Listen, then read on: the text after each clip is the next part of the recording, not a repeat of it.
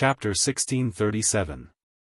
In the market, the exchange ratio between Yang dollars and silver had already reached a point that people could only look up to. Moreover, there was still a demand but no supply. Therefore, as long as one was willing to exchange Yang dollars, one would get a lot of silver and not have to worry about living. Usually, Yang Chendong would pretend that he didn't see it. After all, who didn't encounter an emergency? However, now that the Southern Ming observation group had arrived, the exchange business had to be stopped. At least, this level was not allowed to exist. This way, he didn't have to worry about the Southern Ming officials being able to satisfy his requests and wishes. With Yang Chendong's instructions, Yang Wu accepted the order and left. However, he knew that the exchange business would be over before tonight. After all, this was an order personally given by Bugnam of Gojoseon. Once violated, even if there were a few heads, it wouldn't be enough to chop off. Even so, who would take the initiative to seek death? The Southern Ming officials didn't know that by the time they realized the importance of Yang dollars, everything was already too late.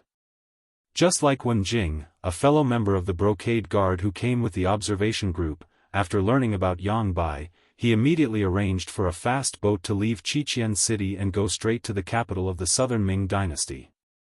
He had long heard that there were many good things in the Yang family's department store and that Yang Bai was not the only one who could buy them. In the past, he didn't have it. Now that he had it, he had to gather it and buy the things that he couldn't afford in the past. Unfortunately, by the time he got Zhu Qijian's imperial edict, everything would be too late.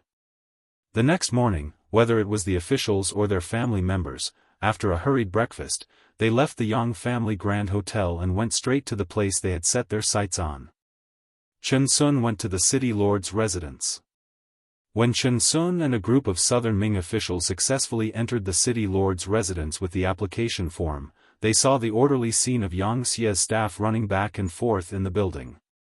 Unlike the Southern Ming court, the officials here walked with the wind. Many times, their footsteps were hurried or jogged. They all looked very busy. Compared to the Southern Ming officials who walked with steady steps, it was completely different. This way, you can train your body and also improve your work efficiency. After all, Yang Xie has dozens of provinces and regions under his control. There are many things that he has to deal with every day. The person in charge of accompanying them was an official sent by the city lord mansion. After seeing everyone's puzzled expression, he explained. I see. Chen Sun and the others nodded. They actually wanted to be busy, but they only had the Southern Ming kingdom. Moreover, after losing Yunnan, Guizhou, and Guangxi, the area under their control was even smaller. They were no longer as busy as before.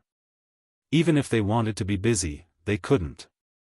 Because it was said before that everyone could look at the city lord's mansion, but they could not disturb the normal work here, so Chen Sun and the others had to walk together and not be separated.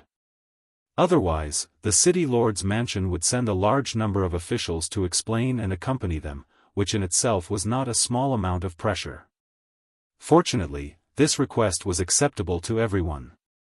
In fact, they were already very satisfied to be able to come in and take a look. Who would ask for more? What's that? Chen Sun, who was walking in the crowd, noticed that a black thing suddenly rang. Then, he saw someone walk forward to pick it up and say something. But there was clearly nothing in front of that person. There was only a wall. Who was he talking to? Not only Chen Sun, but some of the Southern Ming Kingdom's officials also noticed it, but they didn't dare to ask casually because of their low status. Now that the minister took the lead, the others naturally became interested. Oh, that's a telephone. Every telephone has its own number and corresponds to a department. If you need to find someone, you don't have to go far to the city lord's mansion. You just need to call this number and say who you are looking for. The accompanying official said proudly, then looked at the Southern Ming Kingdom's officials with a trace of disdain. He was clearly saying that they were a group of bumpkins. In fact, more than a month ago, when the telephone was first set up, his reaction was not much better than these southern Ming Kingdom's officials after learning about its function. He was also dumbfounded. So powerful?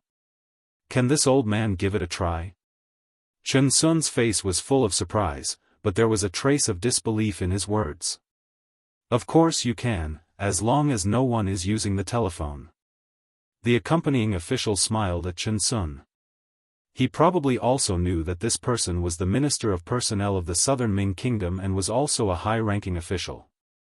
Perhaps after the Yangxia annexed the Southern Ming Kingdom, everyone would be colleagues. The other party might even be his superior, so his attitude was quite good. At this time, the person who answered the phone put down the phone and walked out of the office. It was obvious that he had something to do or convey. Looking at the empty black phone, Chen Sun was eager to give it a try. Chen Sun, no one is using it right now. You can give it a try, the accompanying official said with an encouraging tone. Then I'll give it a try. Chen Sun straightened his body and walked straight to the telephone, as if he had made a decision. Behind him and beside him were a group of Southern Ming Kingdom's officials. Obviously, everyone was very interested. Under everyone's expectant gaze, Chen Sun came in front of the black telephone and reached out with his trembling hand to pick up the phone.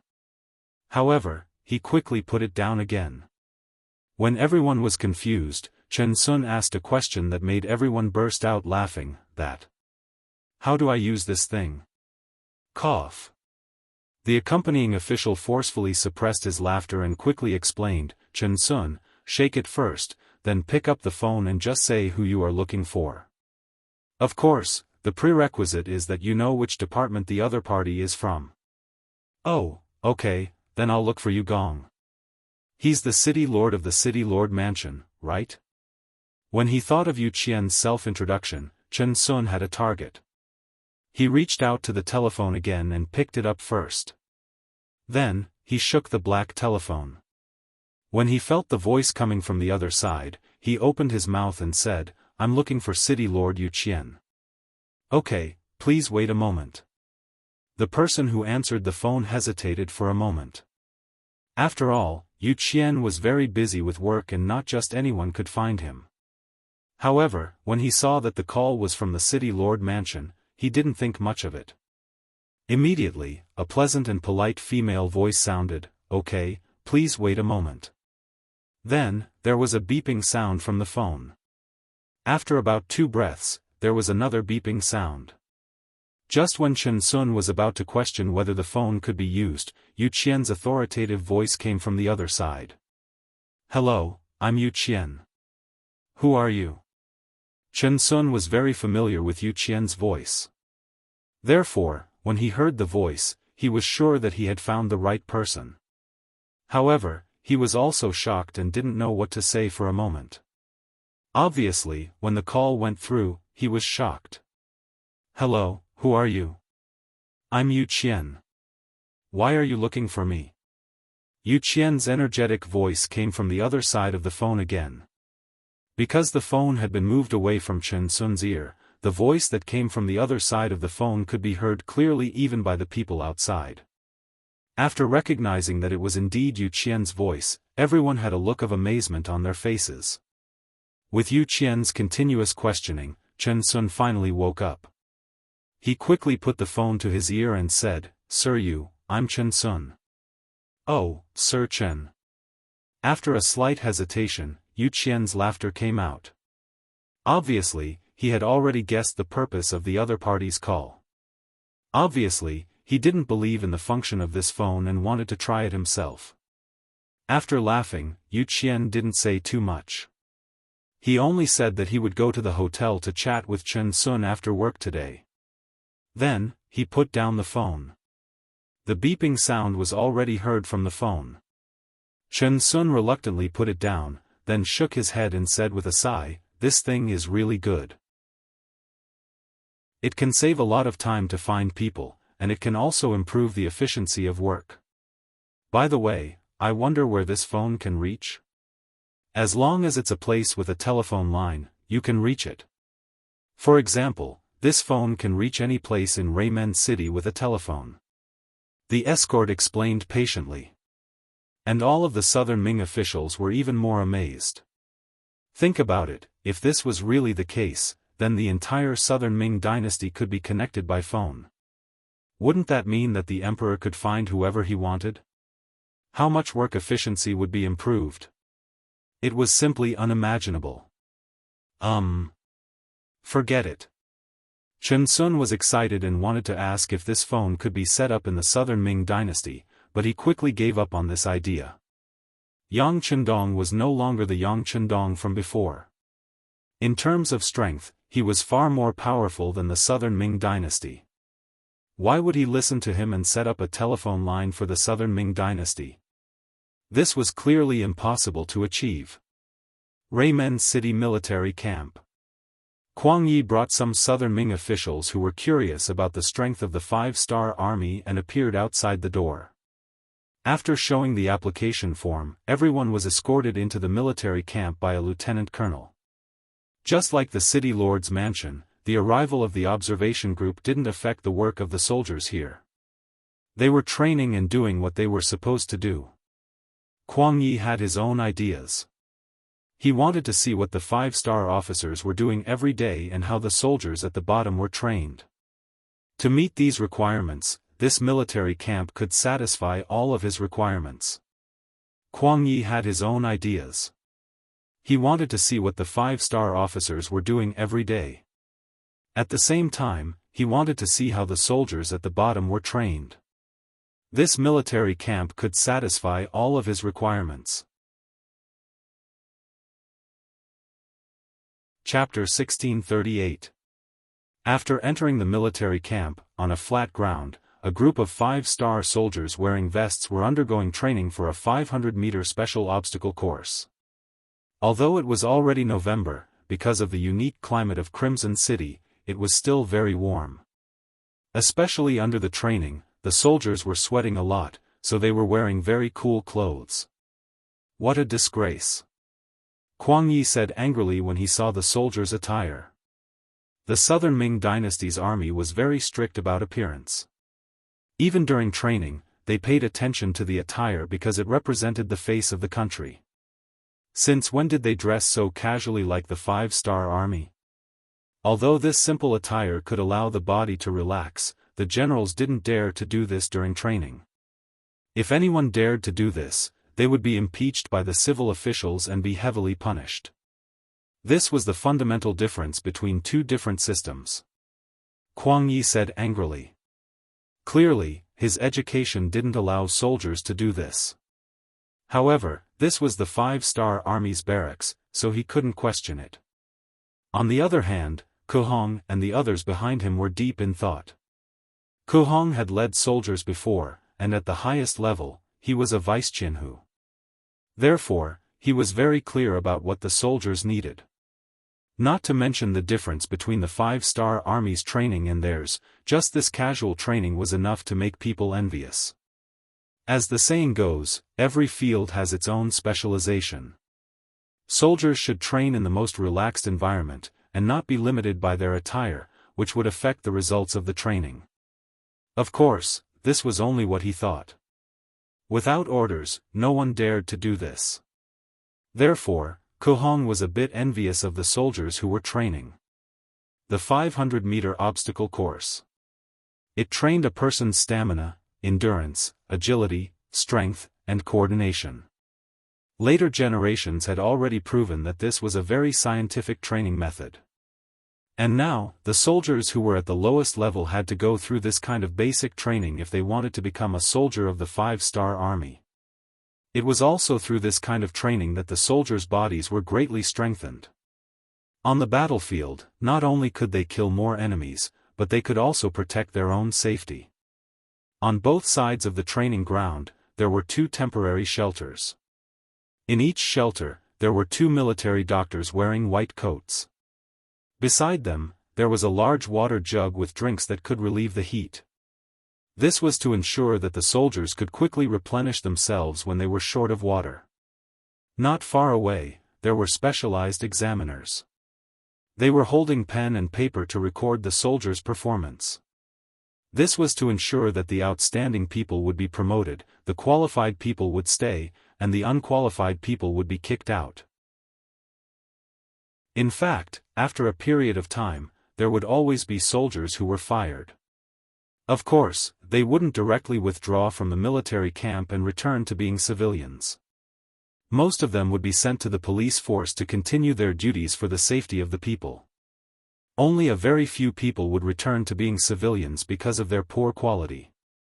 This way, they could maintain the absolute strength of the 5-star army. This was also the reason why the 5-star army was so famous. Every time there was a recruitment drive, young civilians would fight to join the army. If it was during the recruitment drive, no one would dare to do so. The reason for this was, in Yang Chendong's words, sweat more during training and bleed less during war. If one knew that they could not do it, but still sent them to the battlefield, it would be a sign of irresponsibility for their lives. If these words were said by someone else, there would definitely be a lot of doubts. However, it was completely different when it was said by Yang Chendong. It was the absolute truth. Not to mention, the soldiers selected from this military camp were not ordinary soldiers. There was a high chance that they would enter the Cold Vanguard Army in the future. Naturally, the selection process would be stricter. Kuang Yi could not swallow his pride, so he asked Ke Hong and the others to ask in detail. When they learned more about the situation from the medical officer, the recording personnel, and the security personnel, when they reported it to Kuang Yi, it could be seen that everyone's expression was somewhat unsightly. After all, the 5-star army was a potential enemy of the Southern Ming Empire. The stronger they were, the more uneasy the enemy would feel. Let's go and take a look at the other places. Kuang Ye's face darkened. He turned and walked towards the interior of the military camp. He had heard the sound of guns just now, so he wanted to see what the 5-star army was doing. This was a shooting range. Hundreds of soldiers who had become qualified Cold Vanguard Army soldiers were doing target practice here. With regards to Kuang Ye's arrival, regardless of whether it was the commander or the ordinary soldiers, they acted as if they did not see him. They continued to aim, fire, report the targets, and record. When he heard the results of the report, Kuang Ye's expression became even uglier. He turned his head and nodded at Ke Hong. The latter nodded in agreement. Then, he jogged to the side of a recording personnel and humbly asked for guidance. "May I ask, how often do you guys do target practice like this? Aren't you guys wasting gunpowder like this?" If it was someone else who asked this, the recording personnel would definitely think that the person was an idiot. This was because everyone in the military camp knew that the munitions factory in Crimson City could produce more than 100,000 bullets every day. In order to improve the military quality of the soldiers, target practice was only a form of training. It was to allow the soldiers to reduce casualties on the battlefield and kill more enemies. How could there be a waste of gunpowder? However, when they saw that the person asking the question was from the Southern Ming Empire's observation team, they immediately understood that it was a country bumpkin asking questions. Right now, in the eyes of the Yangxia staff, the Southern Ming Empire was a country bumpkin. Not long ago, the Great Ming Empire's high and mighty aura no longer existed. In other words, they were looking down on the Great Ming Empire. Just like in history, when China was lagging behind, they were looked down upon by others. This was especially so for the Westerners. Backwardness and poverty were synonymous with China. They had already forgotten that when we built cities with millions of people in Bianliang and Hangzhou, the largest city in Europe, Venice, only had a population of 100,000. Moreover, whether it was the nobles or the commoners, they all urinated and defecated on the streets. Their civilization was far behind ours. However, reality was reality. If you were lagging behind, you would be beaten up. This was an absolute truth. If you were lagging behind, you would be looked down upon. Fortunately, due to the previous discipline, the Southern Ming Empire's officials could still maintain a humble attitude on the surface. Therefore, the recording personnel replied with a good attitude, it won't be a waste. If you don't train your marksmanship well, how can you kill enemies on the battlefield? Ku Hong, who had clearly seen himself as a part of the enemy, had an unsightly expression on his face. In the end, he could only awkwardly smile and retreat. Then, he sent the same words back to Kuang Yi. At this moment, his expression became even darker. After leaving the shooting range, they went to the army headquarters a few kilometers away. There, they saw a scene that they would never forget. In a meeting room that was thousands of square meters, a huge sand table stood there. On it was a three-dimensional map of the southern Ming Empire. On the sand table, the rivers, lakes, mountains, roads, cities, and cities of the southern Ming Empire were displayed one by one. It was as if a three-dimensional map of the southern Ming Empire was presented in front of everyone. After seeing the sand table, Kuang Yi finally couldn't hold it in anymore. He impulsively strode forward, as if he wanted to flip the sand table over. Two young staff officers had been paying attention to Kuang Yi for a long time. They immediately went forward to stop him and forcefully pushed him to the side. This also caused Ku Hong and the others to become restless. They shouted and went straight to Kuang Yi. However, the commotion had already attracted the attention of the soldiers who were in charge of guarding outside the door. A squad of soldiers rushed out and pointed their guns at Ku Hong and the others. They had no choice but to stop moving forward. The pitch-black muzzles were aimed at the hundreds of people in the southern Ming Empire's observation group. It was clear that if anyone dared to make a move, they would shoot to death. Ku Hong and the others stood rooted to the ground. Layers of cold sweat appeared on their heads. They didn't doubt that the other party would dare to shoot. After all, this was the Yangtze's army headquarters. It was equivalent to the southern Ming Empire's Ministry of War. If anyone wanted to cause trouble here, they would have to pay extremely serious consequences. Everyone didn't dare to move. Someone had already reported what happened here. Soon, Deputy Commander-in-Chief Leng Song led a group of officers into the war room. He already knew what had happened on the way here. He also found an opportunity to call Yang Chendong to ask for instructions. After receiving an answer, he entered with full confidence. As soon as Leng Song entered the war room, Kuang Yi shouted loudly as if he had seen his savior. "I protest. I protest that you treat the southern Ming Empire as an imaginary enemy. You must remove this sand table model and apologize to us immediately." Kuang Yi had met Leng Song at the welcome banquet. The two of them even chatted for a while. At that time, Kuang Yi's mentality was still relatively relaxed. He even seemed a little arrogant. On the other hand, Leng Song's attitude was very humble. Most of the time, it was Kuang Yi talking while he listened. This created an illusion that Leng Song was Kuang Yi's subordinate. How could he have known that Leng Song would have such an attitude? It was only because he respected Kuang Yi as a senior. In addition, he also knew that the sixth young master and Sir Kuang had a good personal relationship in the past. That was why he kept enduring. However, this didn't mean that Leng Song was really afraid. Especially after he had already called Yang Chendong to ask for instructions, he was even more confident. Chapter 1639. Imaginary Enemy? Kuang Gong, since you said so yourself, why did you do something so inappropriate? As the saying goes, if you don't do anything wrong, don't be afraid of ghosts calling at night. Could it be that you want to be enemies with our 5-star army, so you're afraid that we'll be enemies with you? Let me tell you, your actions have already violated your status as a member of the observer group. You're too reckless, and you'll have to pay the price for it. Men, chase Kuang Gong and all of the South Ming Ministry of War officials out.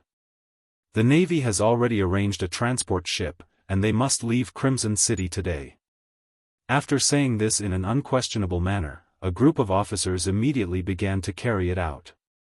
Because not all of the Ministry of War officials and their families were here, they had to search for them.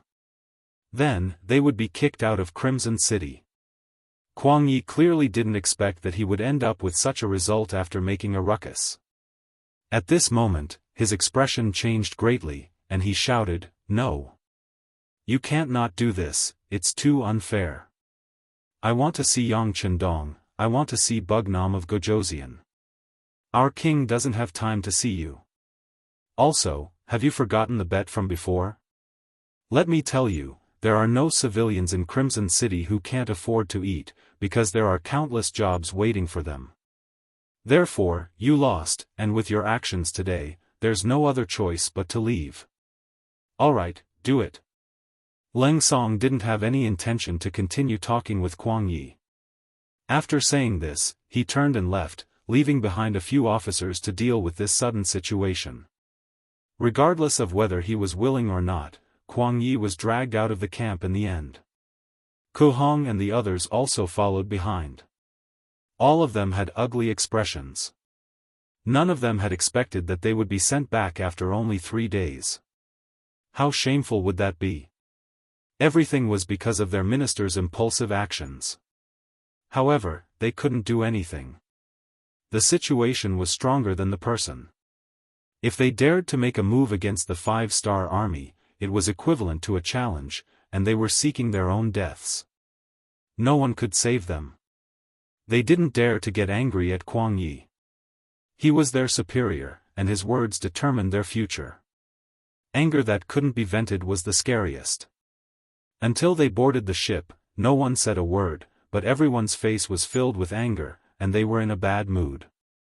Especially soon, the family members of the officials from the Ministry of War were also found and sent to the ships.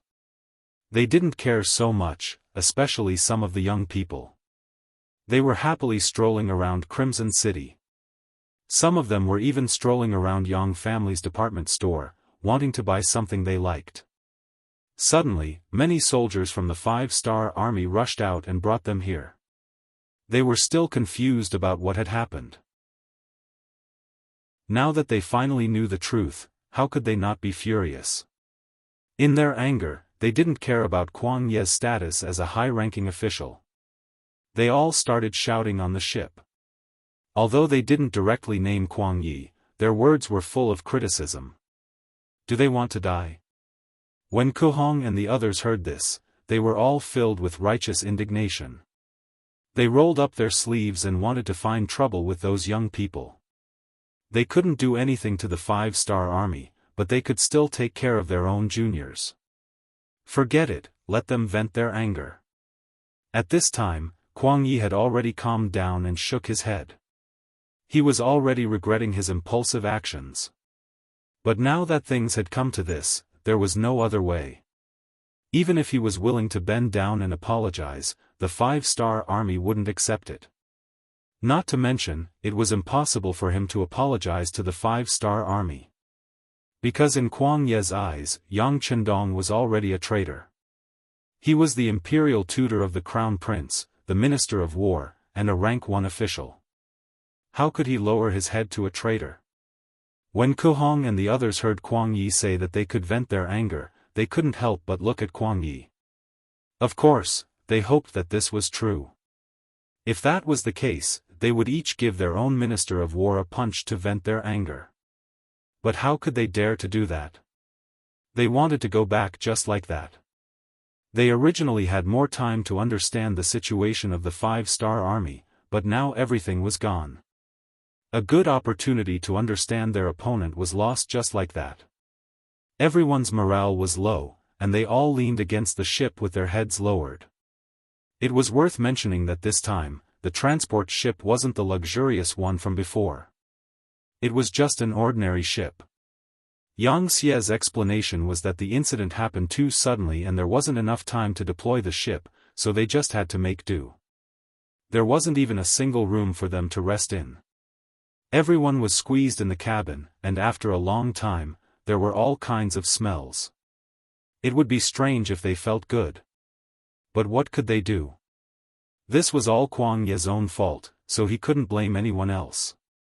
The news that Kuang Yi and all the officials and family members of the Ministry of War were sent away quickly spread throughout the observer group. Regardless of whether it was the officials or their family members, they all rushed back to the Yang family hotel as soon as they heard the news. Then, after a few discussions, the ministers began to restrain the people accompanying them, telling them to pay attention to their attitude and actions. This wasn't the Southern Ming Dynasty, but Crimson City. They were only a few guests, and if something went wrong, they might even become criminals. For everyone's safety, everyone had to exercise restraint. The family members cooperated, which was rare. No one made a fuss. They could tell that living in Crimson City was like living in heaven.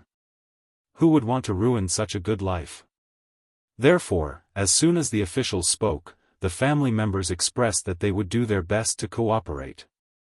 There were even some who spoke ill of Kuang Yi, thinking that he had embarrassed the Southern Ming Dynasty. There were quite a few people with such opinions and attitudes. She really didn't know what Kuang Yi would think if he were to hear these words. Wang Zhicheng and Wang Shang also returned to the Yang family hotel. They didn't pay much attention to the fact that the Ministry of War was kicked out of Crimson City. They just needed to control their words and actions. Of course, the reason why they didn't pay attention to it was because the siblings were arguing about what to buy. This matter completely attracted the attention of the two people. The younger sister, Wang Shang, thought that buying a bicycle with Yang coins was already very good. For this, she was willing to give up the latest cosmetics and the exquisite little mirror. She only wanted a bicycle to bring back to the Southern Ming Dynasty. She would be able to ride it every day, and her other sisters would definitely be envious of her. Wang Zhicheng had a different opinion on this matter. He thought that if they were going to buy something, they should buy the best one. He was interested in a bicycle that could move on its own without any manual labor. This was a heaven-defying existence. Bringing it back to the capital of the Southern Ming Dynasty would be an extremely awe-inspiring thing. Brother, that won't do. Let's not talk about the fact that a bicycle costs 3,000 Yang coins. We simply can't afford it. Even if the Southern Ming Dynasty doesn't have electricity, how many times can we ride it back? Wang Shang saw that Wang Zhicheng had already sunk into his own fantasy world and couldn't extricate himself, so she could only pour a bucket of cold water over him. Ah! Wang Zhicheng suddenly reacted as if he had been struck by lightning. He stood there motionless for a long time. Wang Shang was scared out of her wits. She walked over and waved her hand in front of her brother's eyes. When she saw that he was unmoved, she used her slender hands to gently push her brother's body. Only then did he let out a long sigh. Aya, why doesn't the Southern Ming Dynasty have electricity? Isn't our great Ming Dynasty the most outstanding nation in the world? Isn't it said that we have the best environment and the strongest culture? But why isn't there even electricity? What's the point of talking about being advanced and powerful? At this moment, Wang Zhicheng started to ramble. He didn't care if anyone answered his questions. He only cared about throwing out questions one after another. Wang Shang, who was standing at the side, was very clear-headed. She also sighed. Yes, before she came to Crimson City, she still felt that the Southern Ming Dynasty was very powerful. No matter how strong the Bugnom of Gojoseon and the 5-star army were, they still wouldn't be a match for the Southern Ming Dynasty. But now, her mentality had long been shaken. In Wang Shang's eyes, Crimson City was heaven on earth. Compared to it, the capital of the Southern Ming Dynasty was a backwater and poor place. She couldn't help but yearn for life in Crimson City. She was already fantasizing about whether she could stay here. If that was the case, how great would that be? Wang Shang and Wang Zhicheng weren't the only ones whose mentality had changed. Many others had similar thoughts. And this was only the third day since they came to Crimson City. To be precise, it was only the second day after they truly understood Crimson City. Kuang Ye's incident reminded everyone. In the following days, the observation team members were much more well-behaved when they walked around Crimson City. After all, with such good conditions, no one was willing to leave immediately. Thus, they couldn't do anything stupid. Kuang Yi and the others didn't even understand the deployment of the 5-star army's forces. They also didn't know how many soldiers the 5-star army had before they were chased away. But who could be blamed for this? As the saying goes, the evils brought on by oneself are the hardest to bear. With this as an example, the Southern Ming observation team became even more well-behaved. They didn't do anything that crossed the line. But even so, the scenes they saw made them widen their eyes in disbelief. The scenes made them feel as if they were in a dream. The spacious cement roads in the city, the neat streets, the lush green trees, the rosy-cheeked people, and the high-spirited new army were all things that he didn't even dare to dream about. Chapter 1640. Everyone had something to do and money to earn. Children didn't care about their birth. As long as one of their parents was Han, they could receive a good education from a young age. When people fell ill, they had money to treat them. The greatest guarantee was the possibility of dying from illness. One day, they had 3 meals instead of 2. Not only that, they could eat meat for every meal.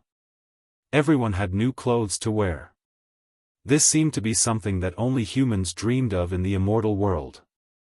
But now, everything was happening in Crimson City. Those bright windows were something that even the great Ming Imperial Palace didn't have the money to install. But here, it was extremely common. There were also towel factories, flour factories, soy sauce factories, monosodium glutamate factories, mosquito-repellent incense factories, textile factories, cigarette factories, pharmaceutical factories, paper factories, ceramics factories, steel factories, power plants, bullet factories, chemical factories, power plants, munitions factories, furniture factories, garment factories, cement factories, glass factories, and so on. Wherever he went, he was shocked, and it was the kind of shock that went straight to the bottom of his heart. He really didn't know that the world could be so beautiful until he arrived in Crimson City. The Southern Ming Empire's observation team was still in Crimson City. Everything that happened here overturned their previous understanding. In the capital of Southern Ming, Kuang Yi had already returned with the officials of the Ministry of War and close to 2,000 people. As soon as he entered the city, a eunuch came to pass a decree that the emperor wanted to see Kuang Yi. After tidying up his clothes, the travel-worn Kuang Yi entered the imperial palace and knelt in front of Zhu Qizhen. The great Ming Empire was very empathetic towards its officials. They didn't have to kneel when they saw the emperor. But this time, Kuang Yi felt that he had done something wrong. This kneel represented his intention to ask for forgiveness. "Grand Tutor, why are you here? Please rise." Zhu Qizhen was an emperor who knew how to act. At this moment, the concern he expressed made Kuang Yi feel very moved. This time, he wanted to kneel even more and not get up. "Your Majesty, this subject is incompetent and has failed to live up to your trust. I was thrown out by that bastard Wu Nan Wang." Abruptly, he kowtowed to the ground, and his forehead came into close contact with the ground. "Quickly help the Grand Tutor up." When Zhu Qizhen saw that Kuang Yi's forehead was starting to redden, he hurriedly shouted. Soon after, the head eunuch, Qian Sengbao, stepped forward and helped Kuang Yi up. Kuang Yi stood up with tears in his eyes. No one knew how much pressure he had endured on the way back. Almost everyone was blaming him. In the beginning, Ku Hong and the others would still speak up for him, but later on, these people were too lazy to speak up for him, so everyone vented their anger on him. If it weren't for the fact that the embroidered uniform guards were with him, he might have been thrown off the boat and thrown into the sea to feed the fish. His actions made his opponent, Bugnam of Gojoseon, Yang Chendong, unhappy, but he accepted it. But now, even his own people didn't like him. This was really intolerable to him, causing him to have thoughts of suicide. Now that he finally saw Zhu Qizhen, the only person who still believed in him, he cried like a child. Although the embroidered uniform guards had already sent back a message explaining why Kuang Yi came back first, it wasn't very detailed. Now that the real person was in front of him, Zhu Qizhen naturally had to ask clearly. He said, "Someone, give the Grand Tutor a seat." After slowly sitting down, Kuang Ye's mood gradually calmed down. In the end, under Zhu Qizhen's questioning, he recounted what had happened to him, as well as what had happened to the majority of the Southern Ming Empire's observation group. He especially described Yang Chendong's warm reception in great detail.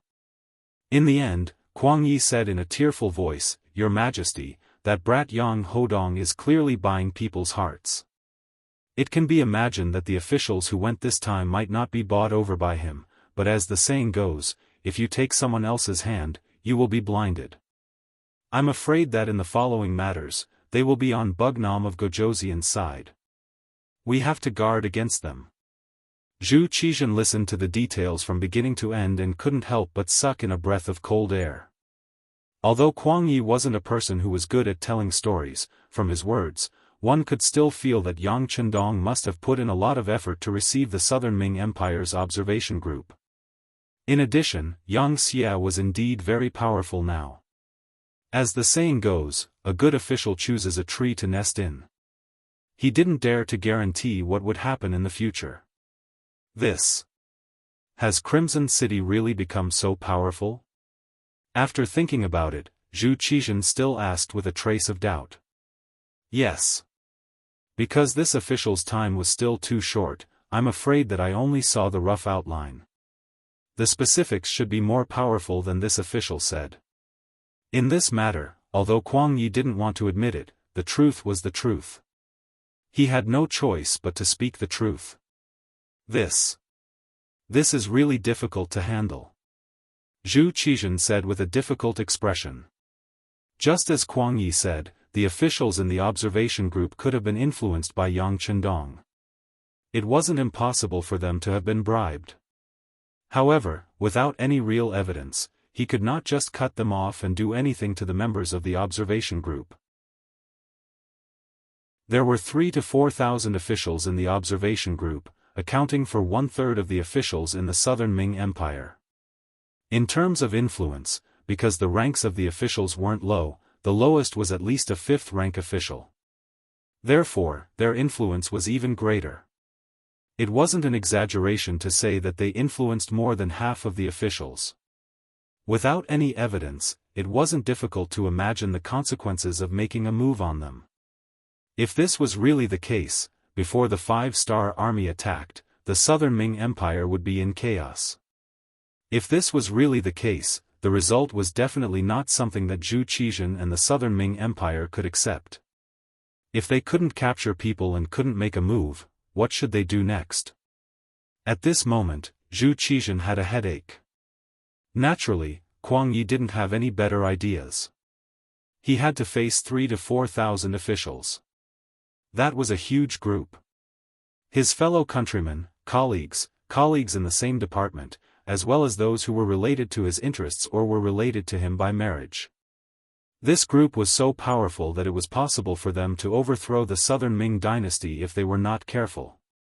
Facing such a huge force, even the emperor couldn't do anything. This was because even during the time of Zhu Yuanzhang, the founder of the Ming dynasty, although he killed many officials and corrupt officials, he still didn't dare to make a move against 3,000 to 4,000 officials at once. How about the emperor give a decree and have them come back? Then, send someone to communicate with them and make sure they don't talk nonsense. Then, we'll wait and see what happens. Kuang Yi could only come up with this idea. That's the only way. I'll write the decree in a bit. Before Zhu Qizhen could think of a better idea, he could only say this. Then, as if he had thought of something, he asked, "That's right, Grand Tutor said that he went to the 5-star Army's headquarters. What did he see? In your opinion, if the Southern Ming Empire and the 5-star Army go to war, what are our chances of winning?" This was what Zhu Qizhen wanted to know the most. History had always been like this. When political means couldn't solve a problem, only war could decide the outcome.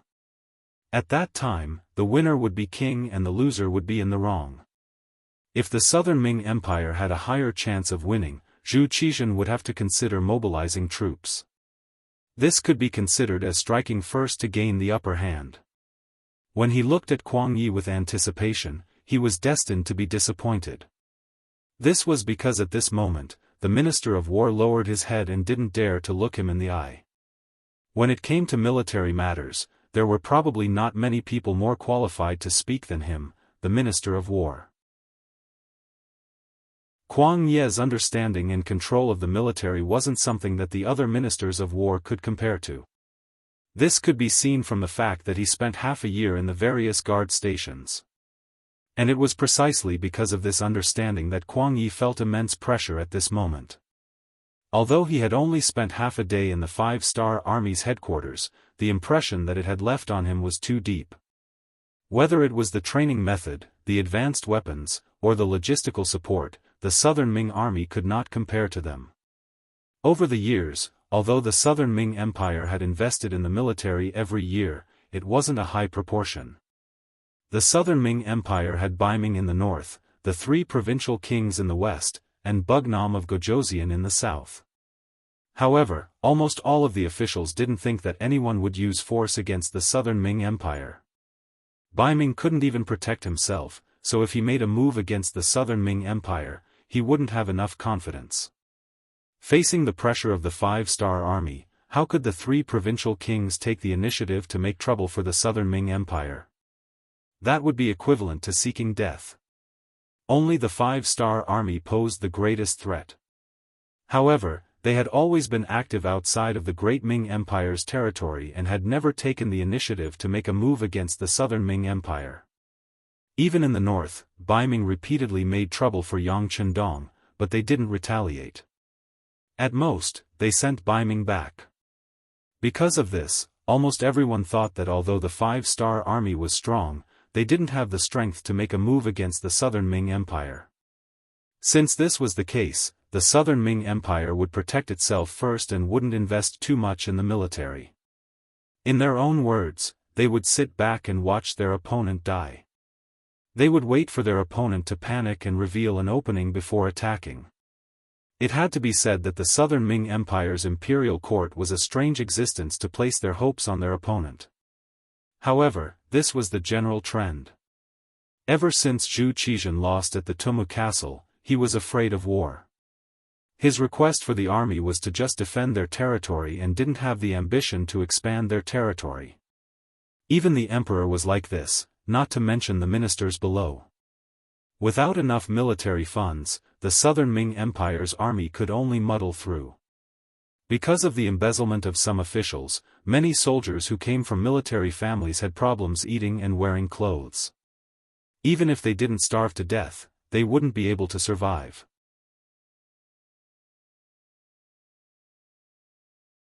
Chapter 1641. They hadn't eaten for a long time and didn't have enough nutrition, causing most of the Southern Ming soldiers to look like they were emaciated.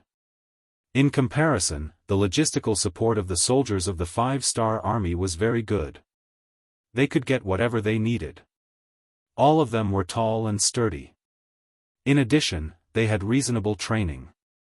Most importantly, Yang Chendong valued them highly. Just comparing them to the army, the difference between the two sides was many levels. Not to mention, in terms of equipment, the 5-star army was a pure firearms army. Their firearms could take a person's life from 100 steps away.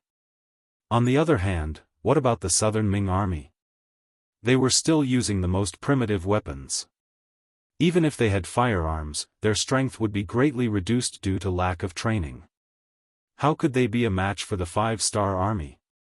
Facing Zhu Qizhan's question, Kuang Yi wanted to tell the truth. However, if he did that, it would make the emperor sad and prove that he was incompetent. Thus, after thinking about it, he politely said, "Emperor, if we really fight, I'm afraid that we only have a 50% chance of winning." 50%? If that's the case, then it's 50%. There's nothing to be afraid of. After all, no one can say that they will definitely win. Alright, since it's like this, Grand Tutor, you can go and prepare. As for how much silver you need, I'll give you an order later. Zhu Qizhen didn't know that Kuang Yi was comforting him. He really thought that the Southern Ming army was very strong and could fight against the Five-Star Army. After hearing this, Kuang Yi wanted to explain. However, after thinking about it, he didn't say anything. He found that even if he said anything, it would be useless. Instead, it would make the emperor lose confidence. If that was the case, the Southern Ming army would be in danger. Moreover, there was no evidence that the Five-Star Army would definitely make a move against them. Just like what the staff officer in the army headquarters of the Five-Star Army said, there, not only the Southern Ming Empire, but also the topography of any power would be recorded. Perhaps he was thinking too much? With the spirit of AQ in his heart, Kuang Yi left the palace. He didn't even return home and went straight to the Ministry of War.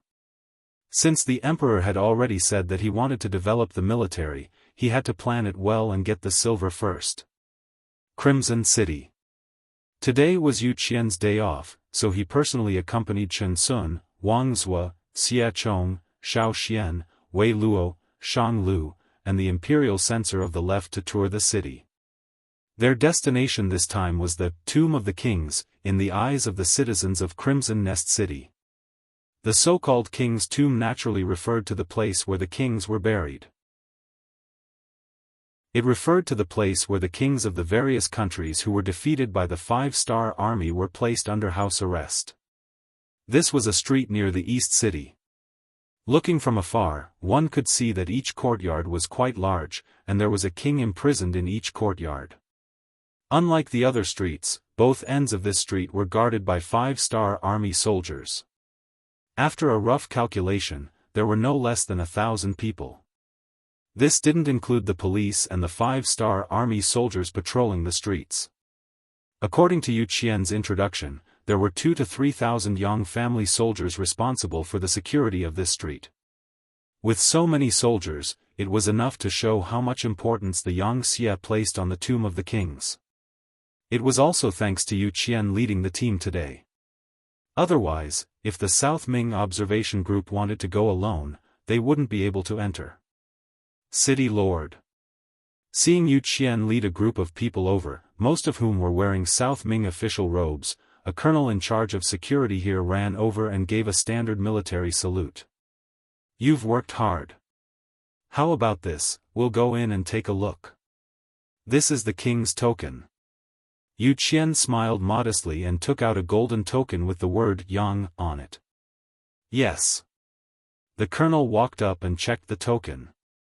After confirming that there was no mistake, he turned around and made a gesture to let them pass. From this, it could be seen that the security here was tight, and even Yu Qian couldn't enter without permission. Seeing this, the left assistant minister of rights Zhou Ziang said with dissatisfaction, "There's no need to be so careful." Facing Zhou Ziang's question, Yu Qian acted like he didn't hear it and continued to walk into the street. Behind him was a group of officials from the Southern Ming Empire's observation group. Not long after entering the street, they saw the first courtyard. Iron bars thicker than fingers replaced the courtyard walls and completely wrapped around the courtyard. The advantage of this was that it could prevent people from escaping, and it could also allow people outside to easily see everything inside, making it easier to monitor. An old man in his 70s was sitting in the courtyard, basking in the sun. When he heard the sound of footsteps and saw Yu Qian leading a group of people outside the courtyard, a trace of guilt flashed across his face, and his face instantly turned red. Even so, he didn't turn around and go back inside. This was because if he didn't say anything or went back without orders, he would be punished according to the Yang Xie law. This punishment wasn't heavy, it was just starvation for 3 days. This old man didn't care at first, but after being starved several times in a row, he finally became obedient. When he saw Yu Qian and the others, although his expression was ugly, he didn't hide inside the house. The old man didn't hide, but Yu Qian had already spoken. "Lily, how are you?" "What? He's the original king of Jiaoji, Lily?" It would have been fine if Yu Qian didn't speak, but once he spoke, it immediately attracted cries of surprise from the South Ming Kingdom's observation group. If they didn't know any of the other kings, they definitely knew who Li was. Some of the officials had visited Jianghu more than 10 years ago and had seen King Li. It was just that after more than 10 years, things had changed, so they didn't immediately recognize him. Now that Yu Qian called out his name, they carefully identified him. Soon after, Xia Chong was the first to cry out. "That's right, he is Li. This official has seen him before, but I didn't expect him to be so old." AI. With Minister Xia Chong saying this, how could the other South Ming officials not believe him? At that moment, each of them carefully sized up the old man, but the thoughts in their hearts had already flown off somewhere. Li naturally heard the cries of surprise from outside. However, this wasn't the first time something like this had happened. In the past, other kings would be locked up on this street from time to time. When they first saw him, they were also surprised. Being surprised once was uncomfortable, but after being surprised many times, it became normal. Li, who was used to it, didn't have any intention of hiding. Since he had already been recognized, there was no point in hiding. Instead, he took the initiative to walk to the railing and said to Yu Qian, "City Lord Yu, isn't it a little too long for the performance team to only come once a month? This king is really bored staying here. Can you give a reaction and let the performance team perform twice a month?" "Okay, I will report your request to the higher-ups." Yu Qian smiled and agreed, which immediately attracted a wave of gratitude from Li. The first courtyard was Li, which attracted the cries of surprise from the South Ming Kingdom's observation group. The second courtyard was the Lansang Kingdom's King Paise. Seeing another king locked up here, everyone deeply understood the true meaning of the king's tomb. At the same time, everyone's cries of surprise weren't as loud. In the next courtyard were King Boromir of the Phnom Penh Dynasty, Governor Chen Rong of Luzon, King Li Yong of North Korea, and so on. Among them, they also saw the blind Duke of the Ross Duchy. However, because they were too far away, the South Ming Kingdom's officials didn't react. More importantly, in the two courtyards of the king's tomb, everyone saw the three provinces' King Zhu Huiqiu and Shiping's King Mu Bin. Coincidentally, the two of them lived across from each other. Every day, when they basked in the sun, the two of them would sit facing each other. It would be very interesting to have two old enemies meet each other every day and not be able to make a move against each other. When the South Ming Kingdom's observation group walked past their courtyard, both Zhu Huiqiu and Mu Bin wanted to turn around and enter the house. However, they didn't dare to because they were already told that they had to stay outside the courtyard until the observation group left.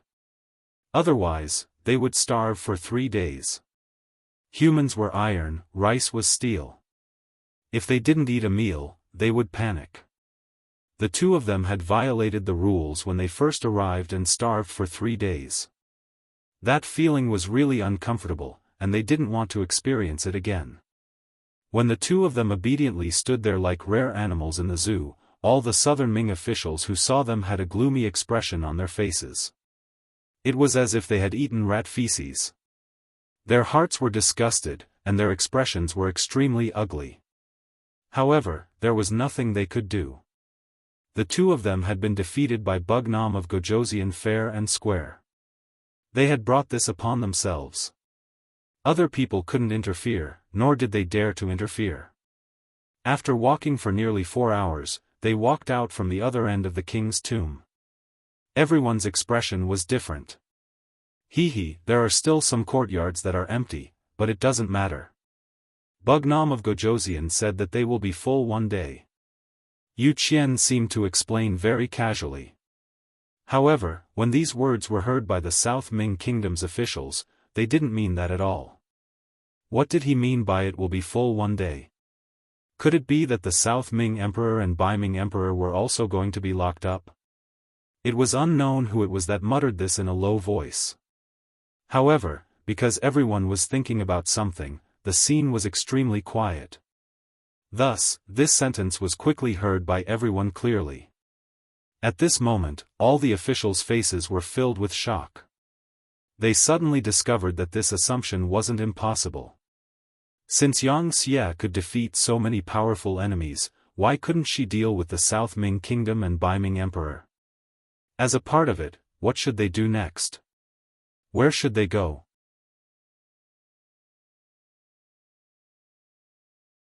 Chapter 1642. The trip this time had dealt a heavy blow to everyone's spirits. So much so that when the officials returned to the Yang family hotel, their faces were still as cold as ice. Yu Qian didn't care about this. He only knew that he had done what he needed to do.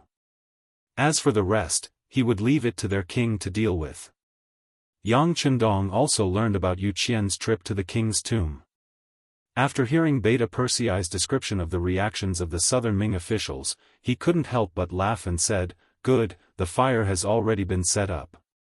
Let's see how the fire will burn." The Bai Ming observation group was still in Crimson City. During this period of time, they went to many places, such as the Yang family school. When these officials saw that the children of the Han people in Crimson City could enter the school for free, they were really shocked. During the Great Ming Dynasty, because the people weren't rich and were exploited by the tyrants, there weren't many people who were literate. Using 1% as a ratio was already a bit exaggerated. Didn't they know that allowing the people to become literate was good for the progress of the people? Of course, they knew, but they still prevented this from happening. This was because they wanted to become a powerful group. They needed to have advantages, and literacy was an advantage. But in Crimson City, this kind of restriction didn't exist. All the children of the common people could enter the school for free. If they learned well, they would be used by the Yang Xia and become an official. They might even have great power. This was somewhat out of the expectations of the southern Ming officials. How could a grassroots person have power? If that was the case, wouldn't it be a mess? But the Yang Xia clearly didn't care about this. The advantage of this was that the common people had culture, knowledge, and the ability to distinguish right from wrong. As long as they worked hard, they could become useful to the society, the country, and the people. In this way, although it was a shock to the powerful, it also allowed the Yang Xia to have more talents. They wouldn't encounter bottlenecks and various pressures in the process of development. In fact, there weren't any powerful people in the Yang Xia. Everyone relied on their own abilities. This was no longer the era of heroes and heroes of the father and son. He had to admit that there were more benefits to doing this.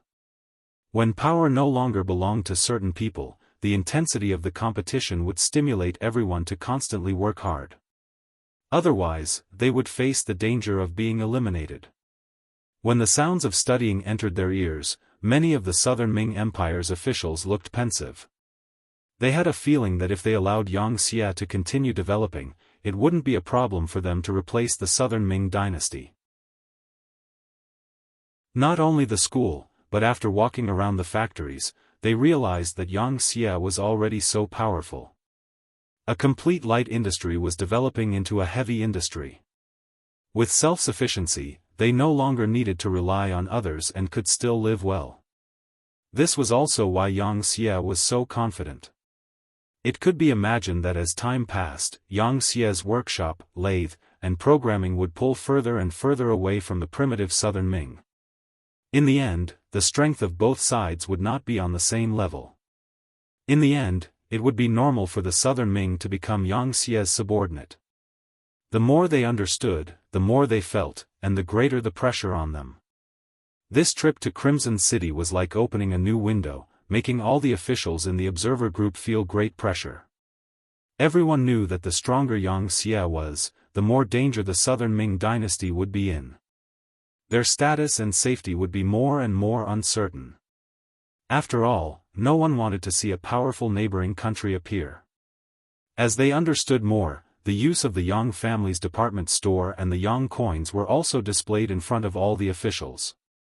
When they were attracted by the dazzling array of items, they realized that the Yang coins in their hands had been taken away by their family members. Some of them had even been used to buy goods. Especially when a few brand new bicycles appeared in front of the Yang family's hotel, these officials were shocked and angry. The horizons of the officials were naturally different from those of their family members. Although the bicycles were novel, they weren't enough to attract them. On the contrary, things like flashlights, sewing machines, watches, and binoculars were more attractive. In the eyes of these officials, flashlights were high-tech products. They were very practical, whether it was for civilian or military use, they were good things. They hoped to learn from, understand, and imitate them. Needless to say, sewing machines could increase the production of the textile industry and clothes. It was undoubtedly a great contribution to the progress of society. Watches could accurately tell the time. It was convenient and also a symbol of status. Binoculars were even more useful when used in the military. Although the binoculars sold in the Yang family's department store were a bit low magnification and were far inferior to those of the five-star army, in the eyes of the country bumpkins, it was already very powerful. There were many ideas, but without the Yang coins, everything was useless. It was just that the family members had already spent all of it. Everything could no longer be recovered. Then another problem appeared. How could they obtain the Yang coins? After asking around, they found out that only officials had the opportunity to obtain Yang coins. They would be given a certain amount of Yang coins in their monthly salary. Yang coins couldn't be bought with silver. It was one of the most valuable currencies. Using the opportunity to inquire about the Yang coins, the salary system of Yang Xia officials appeared in front of the Southern Ming officials. As they understood more, they couldn't help but sigh. As a Yang Xia official, the salary was really high. Some people even calculated carefully. As a Yang Xia official, their salary was actually 50 times that of a Southern Ming official. Although the Yang Xia was very strict with the corruption of officials, there was basically no gray income. However, if one could live a good life just by relying on their salary, who would be willing to stretch their hands everywhere, cause countless troubles, and be impeached all the time? Through the Yang coins, everyone had a better understanding of the Yang Xia officials' salary system. This was the main reason why Yang Chendong gave them the Yang coins. As for some of the goods being bought by the Yang Xia, Bugnam of Gojoseon didn't care. After all, it wouldn't be long before the Southern Ming Empire became a part of the Yang Xia. So what if those things were passed on? Not only did the officials understand the origin and use of the Yang coins, but the family members also had a deeper understanding. Some people couldn't help but sigh, if I could become a Yang Xia official, it would be a very happy thing. It was just a sigh. However, when the officials heard this sigh, they would be lying if they said that they weren't moved at all. Many people even started to consider whether it was possible to become a Yang Xia official from the Southern Ming Empire. It was also at this time that Yu Qian and Shen Yu received Yang Chendong's instructions and unintentionally mentioned the 9 cabinet elders during the banquet. They specifically mentioned that there were only 5 cabinet elders.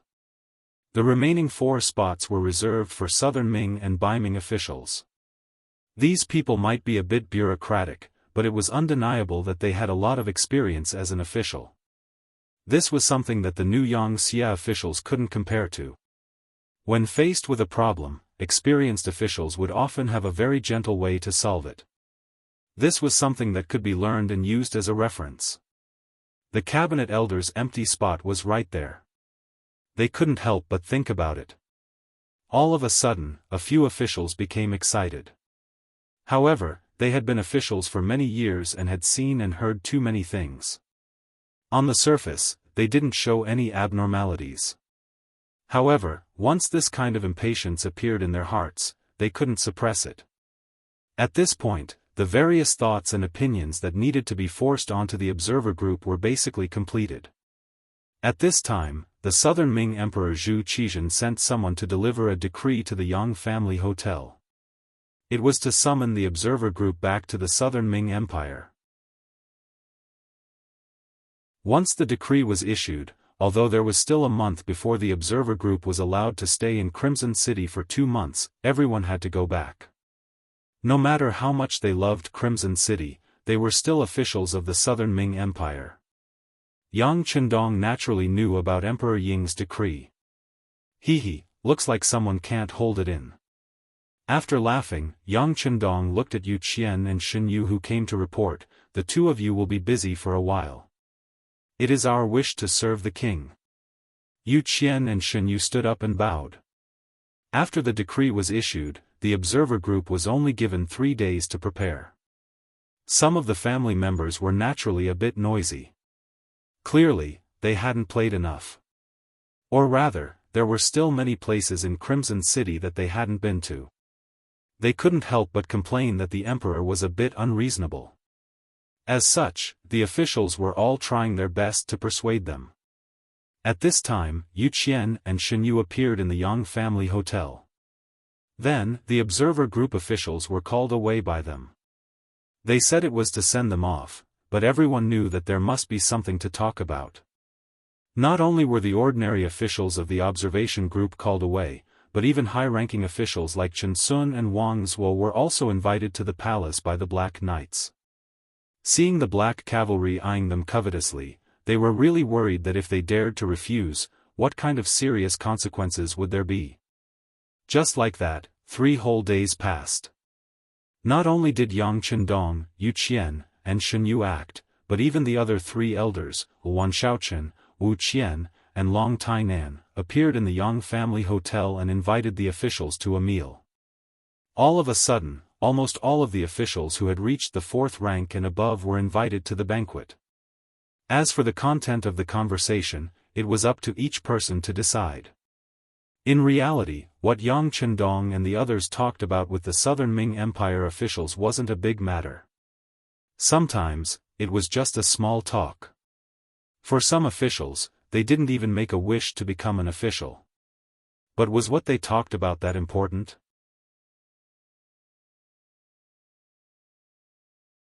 Chapter 1643. What was important was that they had talked about it. As long as the officials were talked about, they would be suspected when they returned to the Southern Ming Dynasty. It would be even more difficult for them to be put in an important position. How could Chen Sun and Wang Zuo not see the reason behind this? However, they had no other choice.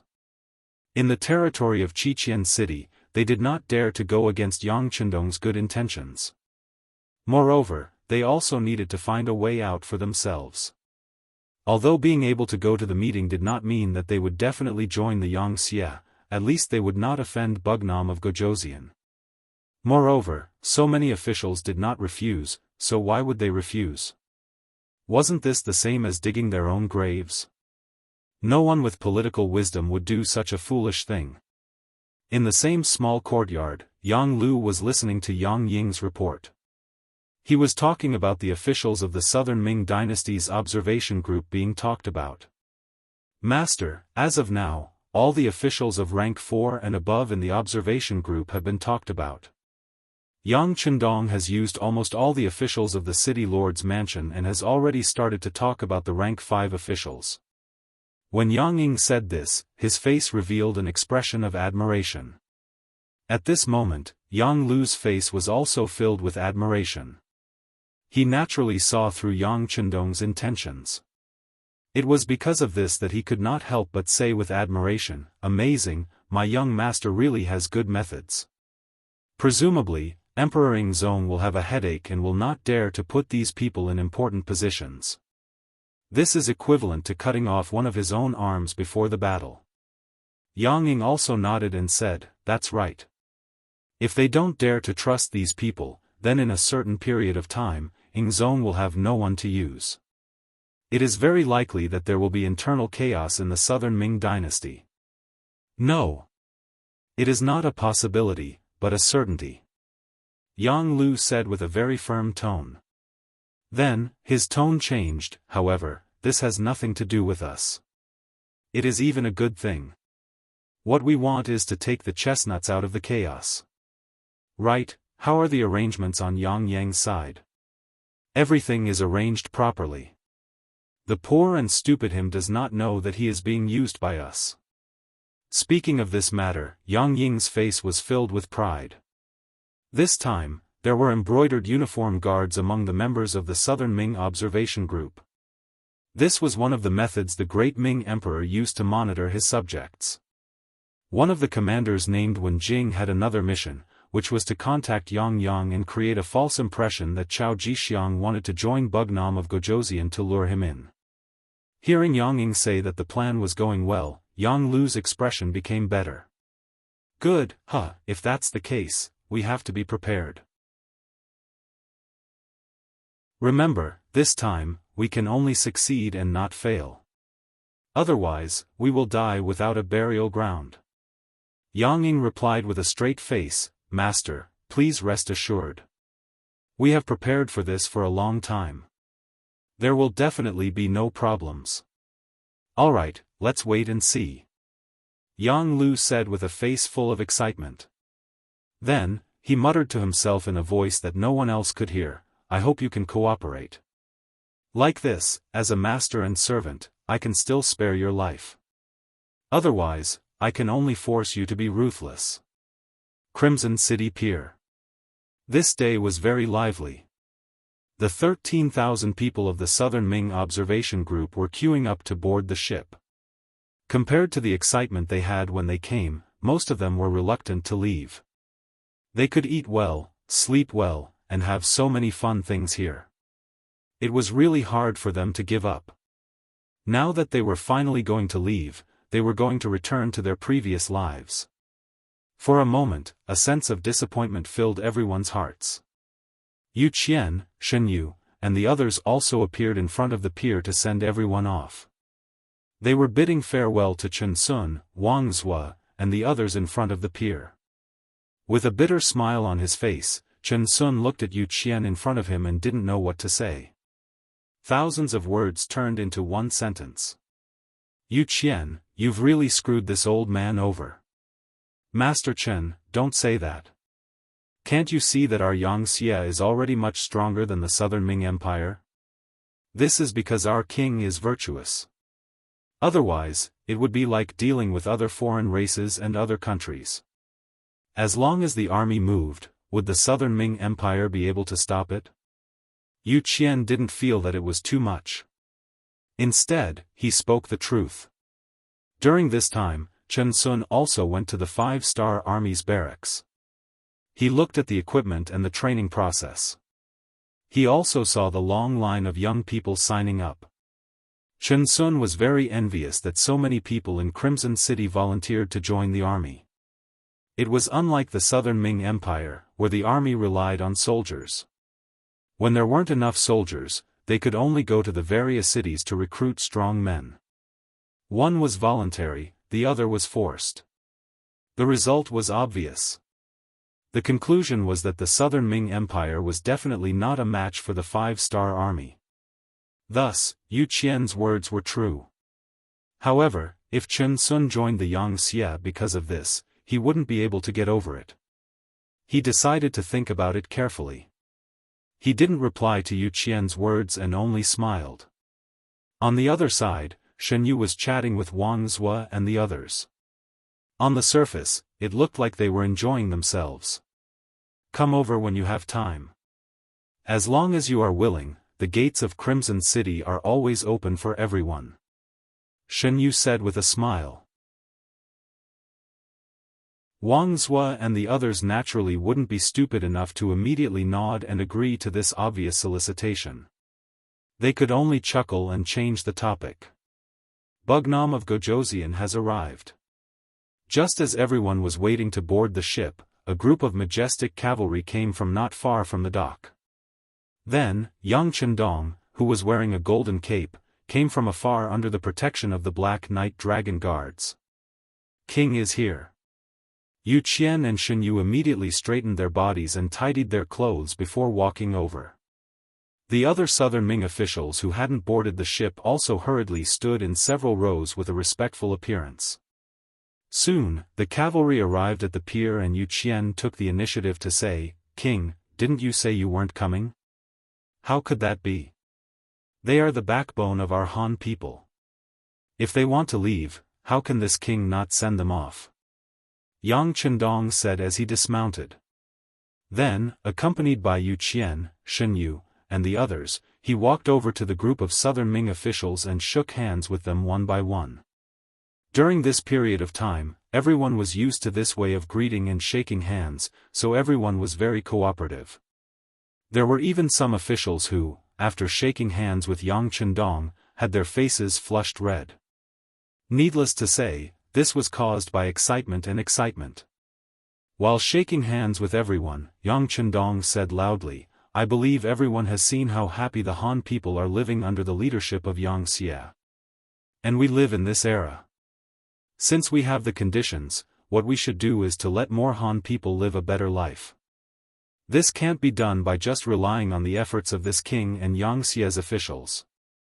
We still need everyone's support." Well said, well said. The southern Ming officials nodded in agreement. Using the people's livelihood as an example was indeed something that no one could refute. Seeing that the effect was achieved, Yang Chendong smiled and watched as everyone boarded the ships. Ships appeared one by one and left one by one, slowly sailing out of Crimson City's new pier. On the cruise ship, many members of the observer group were still waving their hands towards the shore, looking reluctant to part with them. Wang Zhicheng and his sister Wang Shang also waved for a while. When they saw that the pier was far away, they casually found a place to rest in the ship's cabin. Then, Wang Shang's pleasant voice sounded, "Crimson City is so good. It's 10,000 times better than our capital. I really don't know when we will be able to come back." After sighing, Wang Shang said to herself, "Brother, if grandfather comes to Yang Xia to be an official, do you think we can live here forever?"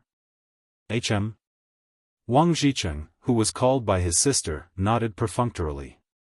That's right. At this moment, he didn't hear what his sister said at all. All of his attention was on the ship's cabin. In the end, he still won. He borrowed some money from his friends and sister to buy a bicycle and left it there. This was his biggest gain from this trip. He even began to imagine what kind of commotion he would attract when he rode a bicycle through the streets of the capital, and how many envious gazes would look at him. One of the siblings was talking, while the other was thinking about something. They didn't notice that not far from them, two embroidered uniform guards had already secretly recorded everything they said and how they behaved.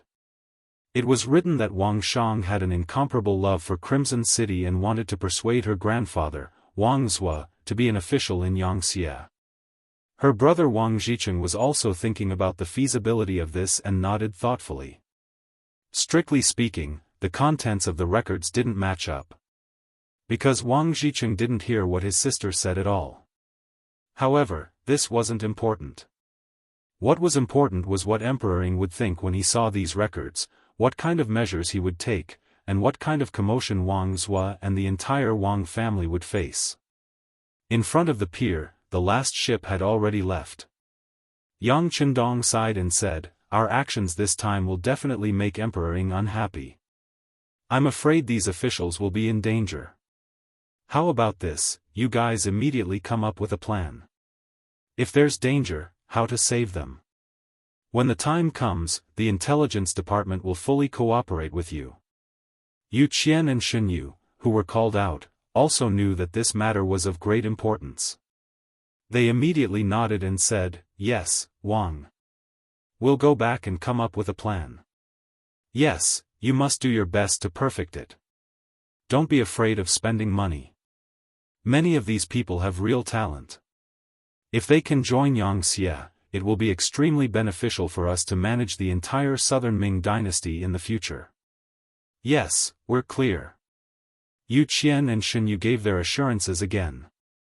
Yang Chendong nodded in satisfaction and then left the pier with the black cavalry.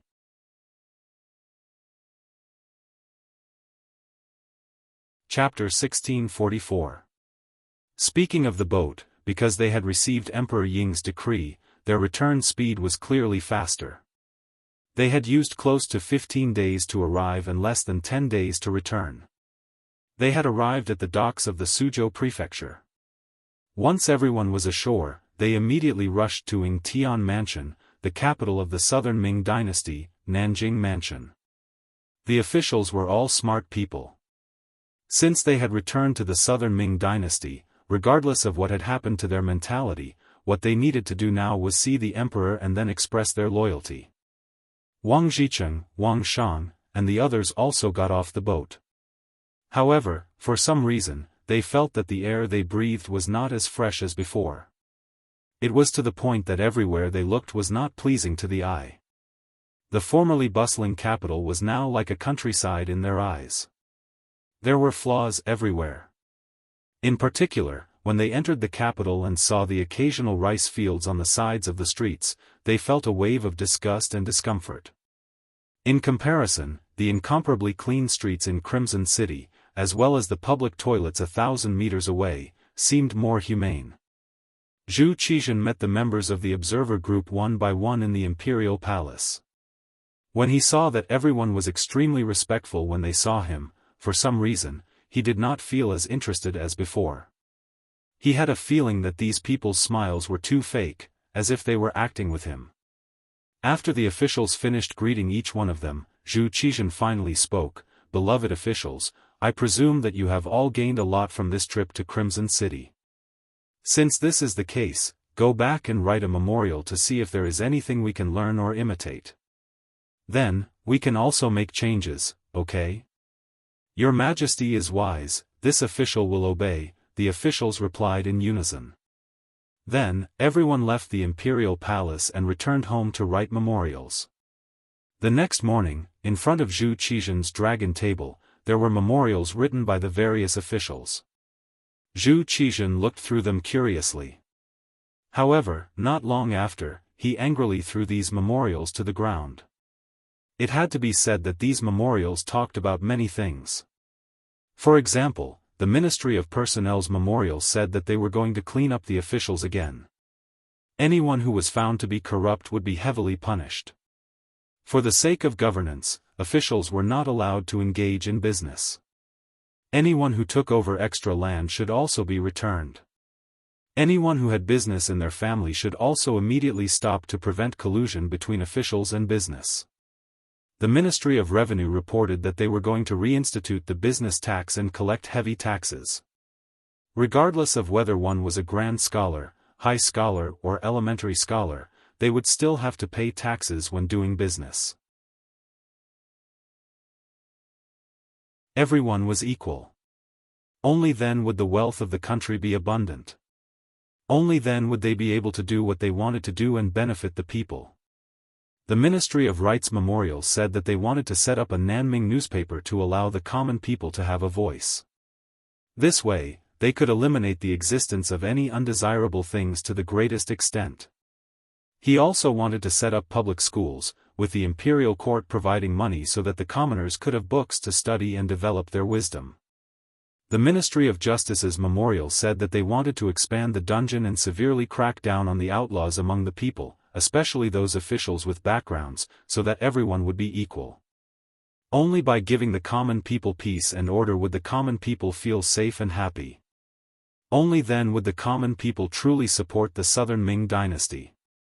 The Ministry of Works said that they wanted to open more factories. At the same time, they wanted to raise the social status of blacksmiths, carpenters, and craftsmen.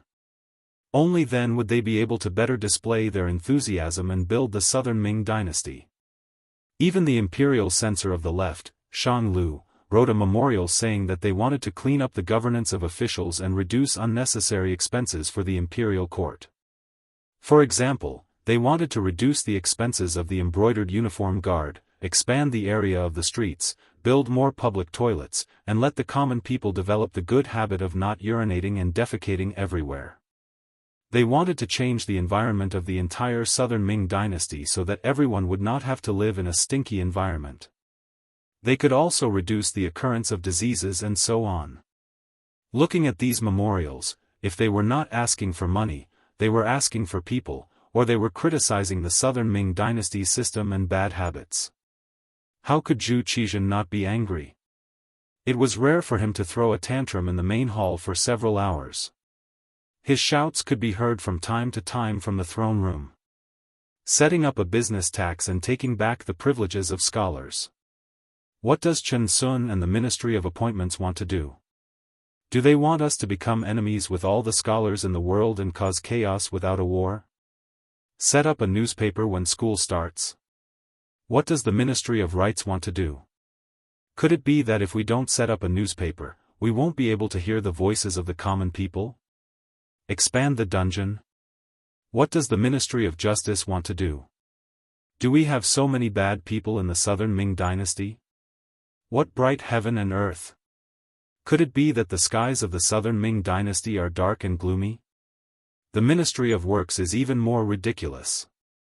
Raising the status of the craftsmen, are they trying to change the current state of the southern Ming dynasty? Won't this cause chaos? If the status of the craftsman is raised, will the status of other people be raised as well? Especially this imperial censor. According to what he said, are we living in a stinky environment every day? The common people will get sick when they eat grains. This is originally a matter of heaven and earth. How can it be that the common people's production has anything to do with our current environment? After calling out the names of the various departments, Zhu Qizhen overturned the dragon case in a fit of anger. The eunuchs at the side were so scared that they trembled in fear, not daring to say a word. Are they rebelling? All of them are pointing fingers at me. I think they have clearly been bribed by Yang Chendong. We don't believe that Crimson City is really as good as they say. How is this observing and learning? This is clearly eating other people's food and then coming back to bite their master. These people all deserve to be killed, they deserve to be killed. Zhu Qizhen couldn't be blamed for being so angry. He had his subordinates give their opinions because he wanted to see if they had any gains. If there was, he could make appropriate changes without putting in too much effort. But now, how was this appropriate change? It was clearly overturning everything. The southern Ming dynasty was also degraded by everyone. As the emperor, he naturally had no face. It would be strange if he wasn't angry. After venting his anger, Zhu Qizhen stood there panting. The head eunuch Qian Sengbao finally found an opportunity and hurriedly knelt on the ground. Your Majesty, don't be too angry. Your health is more important. It's not worth it for these officials. Yes, it's not worth it. Zhu Qizhen said in a fit of pique.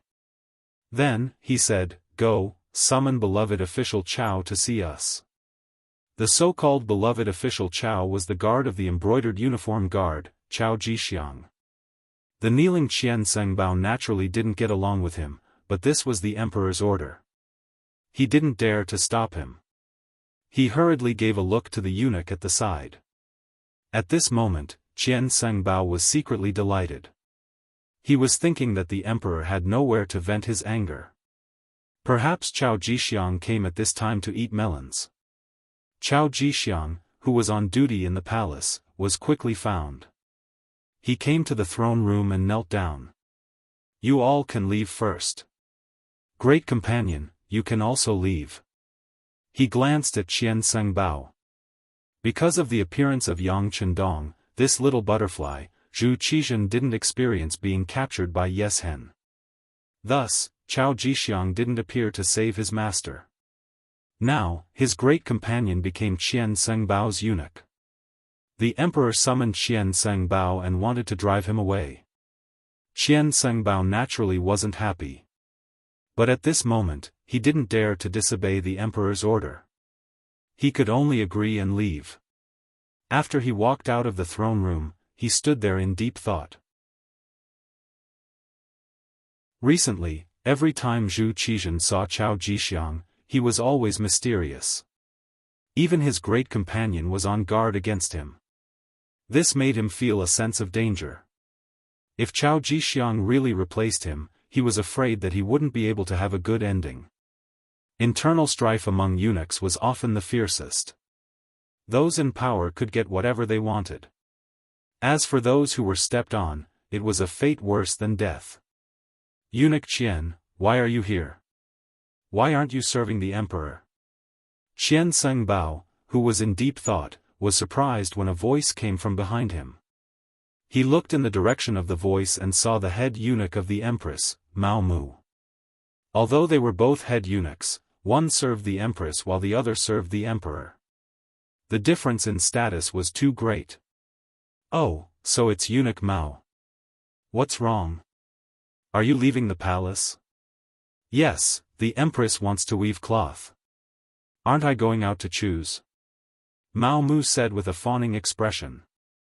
In the entire southern Ming eunuch group, although Mao Mu carried the identity of a head eunuch, his real power wasn't even in the top 10. This was all because the empress's temper was very good and she never cared about matters. The master was weak, so as the eunuch by the master's side, he naturally didn't have much power.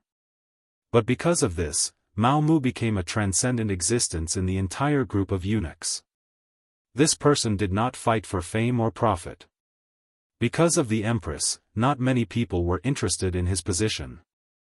This made it seem that he had a good relationship with all the eunuchs, and they all seemed to be good. In terms of status, Mao Mu was far from them. But Qian Sengbao was a very smart person. He definitely wouldn't casually offend people for no reason. So when he saw Mao Mu ask him, he chuckled and explained, "It's like this.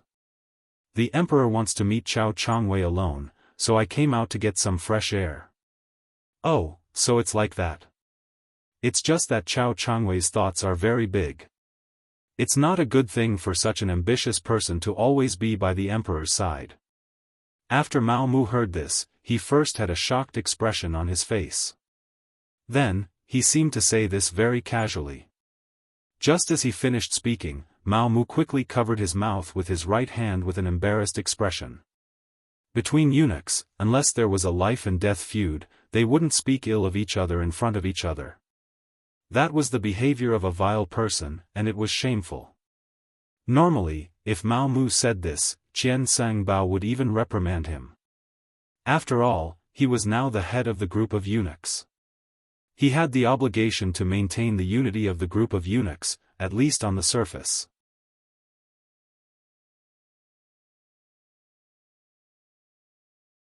Chapter 1645. But now that he was angry, Mao Mu's words hit the bottom of his heart. He said with an angry face, "That's right, I thought I was the only one who thought Chao Changwei was ambitious. I didn't expect that Mao Gonggang also thought so.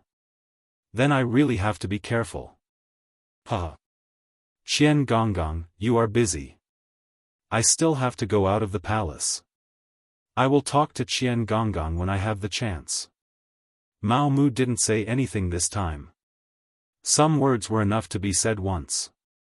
Saying too much would have the opposite effect. Mao Mu left like this. Along the way, he took the token given by the empress and walked out of the palace with the 6 little eunuchs. Then he walked into the market and looked around. He went to a few shops but didn't buy any suitable cloth. During this process, no one noticed that while he was chatting with someone in a cloth shop, he had spread the news of Zhu Qizhen's rage and summoning Chao Jixiang. In the entire Yangxia, there were no more than 10 people who knew that Mao Mu was Yang Hodong's spy. Among them, there was an intelligence team that was responsible for contacting him. Wang Shan, the head of the telecommunications department, was the one who knew about it. He was the one who reported everything directly to Yang Chendong. Even the head of the security bureau, Yang San, didn't know. Because of this, Mao Mu's safety was guaranteed. Even if Chao Jixiang had joined forces with the Yangxia traitor, he still didn't know that Mao Mu was Yangxia's spy. When Mao Mu reported some of the news in the palace, Zhu Qizhen was listening to Chao Jixiang's report with a serious expression. "Your Majesty, the matter is like this. I have already contacted that person. He will lead Bugnam of Gojoseon to the ship. When the time comes, we will choose to take action at sea. At that time, no matter how great his ability is, he won't be able to escape." Good. That's right, didn't you say there was a backup plan? Zhu Qizhan asked with interest. Yes, Your Majesty. I don't know if you still remember Shaowu Province's President Kuroda, who is the Navy General of Shaowu Province. When the Shaowei Province was destroyed by Yang Xie, he had escaped with 100,000 soldiers. Over the years, although his strength has weakened, he still has 50,000 Navy elites in his hands. When the time comes, they will also appear and join us to kill Bugnam of Gojoseon. However, he also made a request. That was, if he wanted to reclaim the entire Shaowei province, he needed the emperor to acknowledge their existence. There is also that Yang Lu. He wants to inherit the throne after Bugnam of Gojoseon's death, but he said that he will definitely obey the emperor's management. Once he stabilizes his position, he is also willing to send troops to attack Baiming and help the emperor unify the world. As soon as Chao Jixiang opened his mouth, he laid out all the plans and the requests of the so-called allies. Hearing this, Zhu Qizhan frowned. After hesitating for about half an hour, Zhu Qizhan opened his mouth. We can agree to President Kuroda's request. Originally, we didn't need to pay too much attention to a small island country. But Yang Lu's request. Chao Jixiang was the best at reading people's expressions. When he saw Zhu Qizhan's expression, he guessed something. He immediately said, Emperor, please rest assured. We can agree to his request first.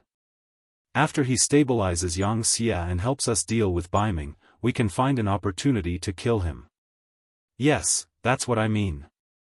Bugnam of Gojoseon's appearance has already caused chaos in the Great Ming Dynasty for so long. If he dies, there can't be any more chaos. We can't fall for the same thing twice. Zhu Qizhan said with a satisfied expression. Just like that, the two of them, Zhu Qizhan and Chao Jixiang, began to perfect the plan. This conversation lasted for nearly 4 hours.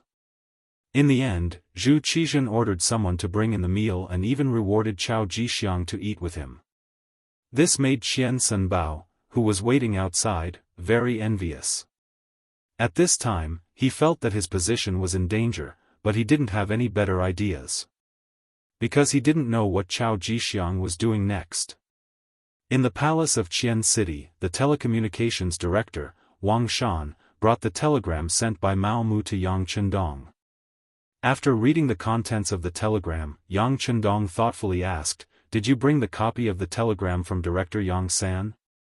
Yes. Wang Shan also sent the copy of the telegram that he had prepared in advance to Yang Chendong. After staying by Yang Chendong's side for so many years, Wang Shan was also used to the way the young master worked. Therefore, he would send a copy of the telegram that was related to reporting to him. After receiving the telegram from Yang Chendong 2 days ago, Yang Chendong carefully read it again. Then, he put his right hand on the table and tapped it thoughtfully. He seemed to be thinking about something. After about the time it took to drink a cup of tea, he asked, Did you find anything from the phone that I asked you to monitor? No, that phone is rarely used. Presumably, he also knows that some things are not safe to communicate through the phone. Wang Shan replied in a deep voice. Well, he's grown up. He's so careful when doing things, but unfortunately, he didn't use it properly. Since he chose this path of no return, he can't blame anyone for everything. Okay, Wang Shan, go back. Remember, don't tell anyone about what happened today, not even Beta Persei. In the entire Yangxie, Yang Chendong trusted Tiger's Mane the most, followed by a few of his servants, and then Wang Shan. After all, as the head of the telecommunications department, he had access to core secrets. Therefore, although he was only a department head, Wang Shan's position in the entire Yang faction was extremely high. Very few people would not give him face. Wang Shan himself also understood that he could be where he was today all thanks to Yang Chendong. He only needed to do things well and his status would be stable. He nodded heavily, Young master, please rest assured that no one else will know about this. Wang Shan was able to address Yang Chendong as the young master, just like the servants. This showed how much Wang Shan was valued. Wang Shan took his leave, leaving Yang Chendong alone in the palace study. He sighed. Some things did develop beyond his expectations. He had thought that someone would betray him. After all, when one's status was high and one's vision was broadened, one would have the motivation and ideas to move up. However, when something really happened, and the person who betrayed him was someone he trusted very much, Yang Chendong still felt very uncomfortable. He did not know how long he had been sitting there. All kinds of memories and pasts between Yang Chendong and Yang Lu flashed through his mind. It was not until Hu Yen appeared in the study and brought a bowl of lotus seed soup in front of him that Yang Chendong came back to his senses. He smiled apologetically. "Look, I made you worry again." "No, I just wanted to see you. Don't think too much about it. We've already gotten enough. Even if we stop now, we won't have any regrets." Hu Yen walked behind Yang Chendong with a smile and gently massaged his shoulders. Feeling the care and gentleness, Yang Chendong reached out and patted Hu Yan's arm. "Good, optimistic spirit. Take it easy, take it easy. Ha ha ha." At this moment, Yang Chendong's mood seemed to be much better. In contrast, Yang Lu outside the small courtyard of the palace was very proud. As he expected, although when Jing had gone back, he had already convinced Yang. If the plan went smoothly, there should be a result soon. And he just needed to push the boat along. "Yang Ying, you can go and do that thing now. This little one understands." Yang Ying nodded in agreement, then turned and left. On the surface, after the southern Ming Kingdom's observation team left, Qiqian City became stable again. But in fact, there was an undercurrent surging, and a conspiracy was shrouding Yang Chendong's head. 2 days later, Yang went straight to the palace. His face was full of joy, as if he had done something great. On the same day, Beta Persei's mother-in-law, Badima, suddenly entered Yangxia First Hospital because of a serious illness. As the son-in-law, Beta Persei naturally had to perform well. He had already applied for 10 days of leave from Yang Chendong to serve his mother-in-law. In the palace, Yang Chendong saw Yang Chendong and said, "Fourth brother, it's done. I have already discussed with the commander of the Southern Ming Brocade Guards, Wen Jing. As long as you, Bugnam of Gojoseon, are willing to admit it personally to the other party, and Chao Jixiang is willing to submit to Yangxia, he will bring all the Brocade Guards. Anyway, at that time, they will control the Southern Ming Palace. As long as my army arrives, we can take over the entire Southern Ming Kingdom with the smallest price." Looking at Yang Chendong's happy expression, Yang Chendong smiled. "Fourth brother, how did you discuss it?" "Oh, it's like this." Yang Chendong explained the plan that they had discussed. After an hour, Yang Chendong understood everything. After hesitating for a moment, he said, "Okay, this prince agrees. I will meet with Chao Jixiang outside the Wenzhou port. At that time, this prince will personally promise that as long as Chao Jixiang is willing to help me, Yangxia, not only will he not be punished, he will also be rewarded greatly." Yang Chendong was very happy when he saw that Yang Chendong had agreed. "That's great. However, fourth brother, you must remember that in order to prevent the news from leaking out, you must not bring too many troops. It will not be good if the news is leaked." Is this fourth brother's idea or their idea?" Yang Chendong asked after hearing this. However, his heart was beating very fast because if this was his fourth brother's idea, then he could not help but suspect whether Yang was also involved. Fortunately, Yang quickly gave the answer. "Of course it is Chao Jixiang's idea. He is afraid that the news will be leaked. When that time comes, Ingzong will be prepared and he will not be able to complete his mission of controlling the imperial palace. Of course, with fourth brother's current status, even if he cannot bring too many people, he will still be accompanied by the Black Cavalry. After all, one must always be vigilant. Hearing Yang Chendong say this, Yang Chendong was finally able to relax. He nodded and said, "Okay, fourth brother. I understand the matter and I also agree. Next, you all can set a time together. When there is an accurate time, just inform sixth brother."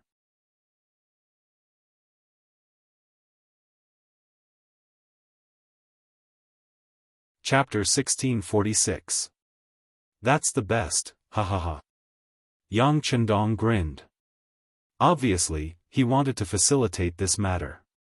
This was equivalent to him making a great contribution. At that time, no one would dare to look down on him. Who would say that he was relying on his relationship with fourth brother Yang Chendong? He wanted to prove that he was also a capable person. Yang Chendong agreed. The news quickly reached Yang Lu's ears. In the small courtyard, Yang Ying was so happy that he forgot himself. After all, after so many years of hiding, there was finally a conclusion to this matter. He felt that the burden on his shoulders was a lot lighter. Yang Lu, on the other hand, frowned in joy. Yang Ying, why do you think he agreed so readily? Is there a trap in this? How can that be? Master has been hiding it very well. Besides, this matter was facilitated by Yang Yang. We didn't even show our faces. Even if there is suspicion, it won't fall on us. Master, you have to hurry up. It's best if you can fight to go to the sea with him. This way, our chances of winning will be higher. Yang Ying said without any doubts. That's right. Yang Lu nodded. He felt that Yang Ying's words were very reasonable. He immediately put down the doubts in his heart and said, "This problem is not difficult. Right now, only Beta Persei, Yang Wu and I are in Qiqian City. Yang Wu has to guard the palace and keep an eye on the officials in Qiqian City. Beta Persei also has to keep an eye on the hospital. With Yang Chendong's habit of sympathizing with his subordinates, he most likely won't bring him this time. So, other than me, who else is more suitable?" After this analysis, Yang Ying also felt that this was the truth.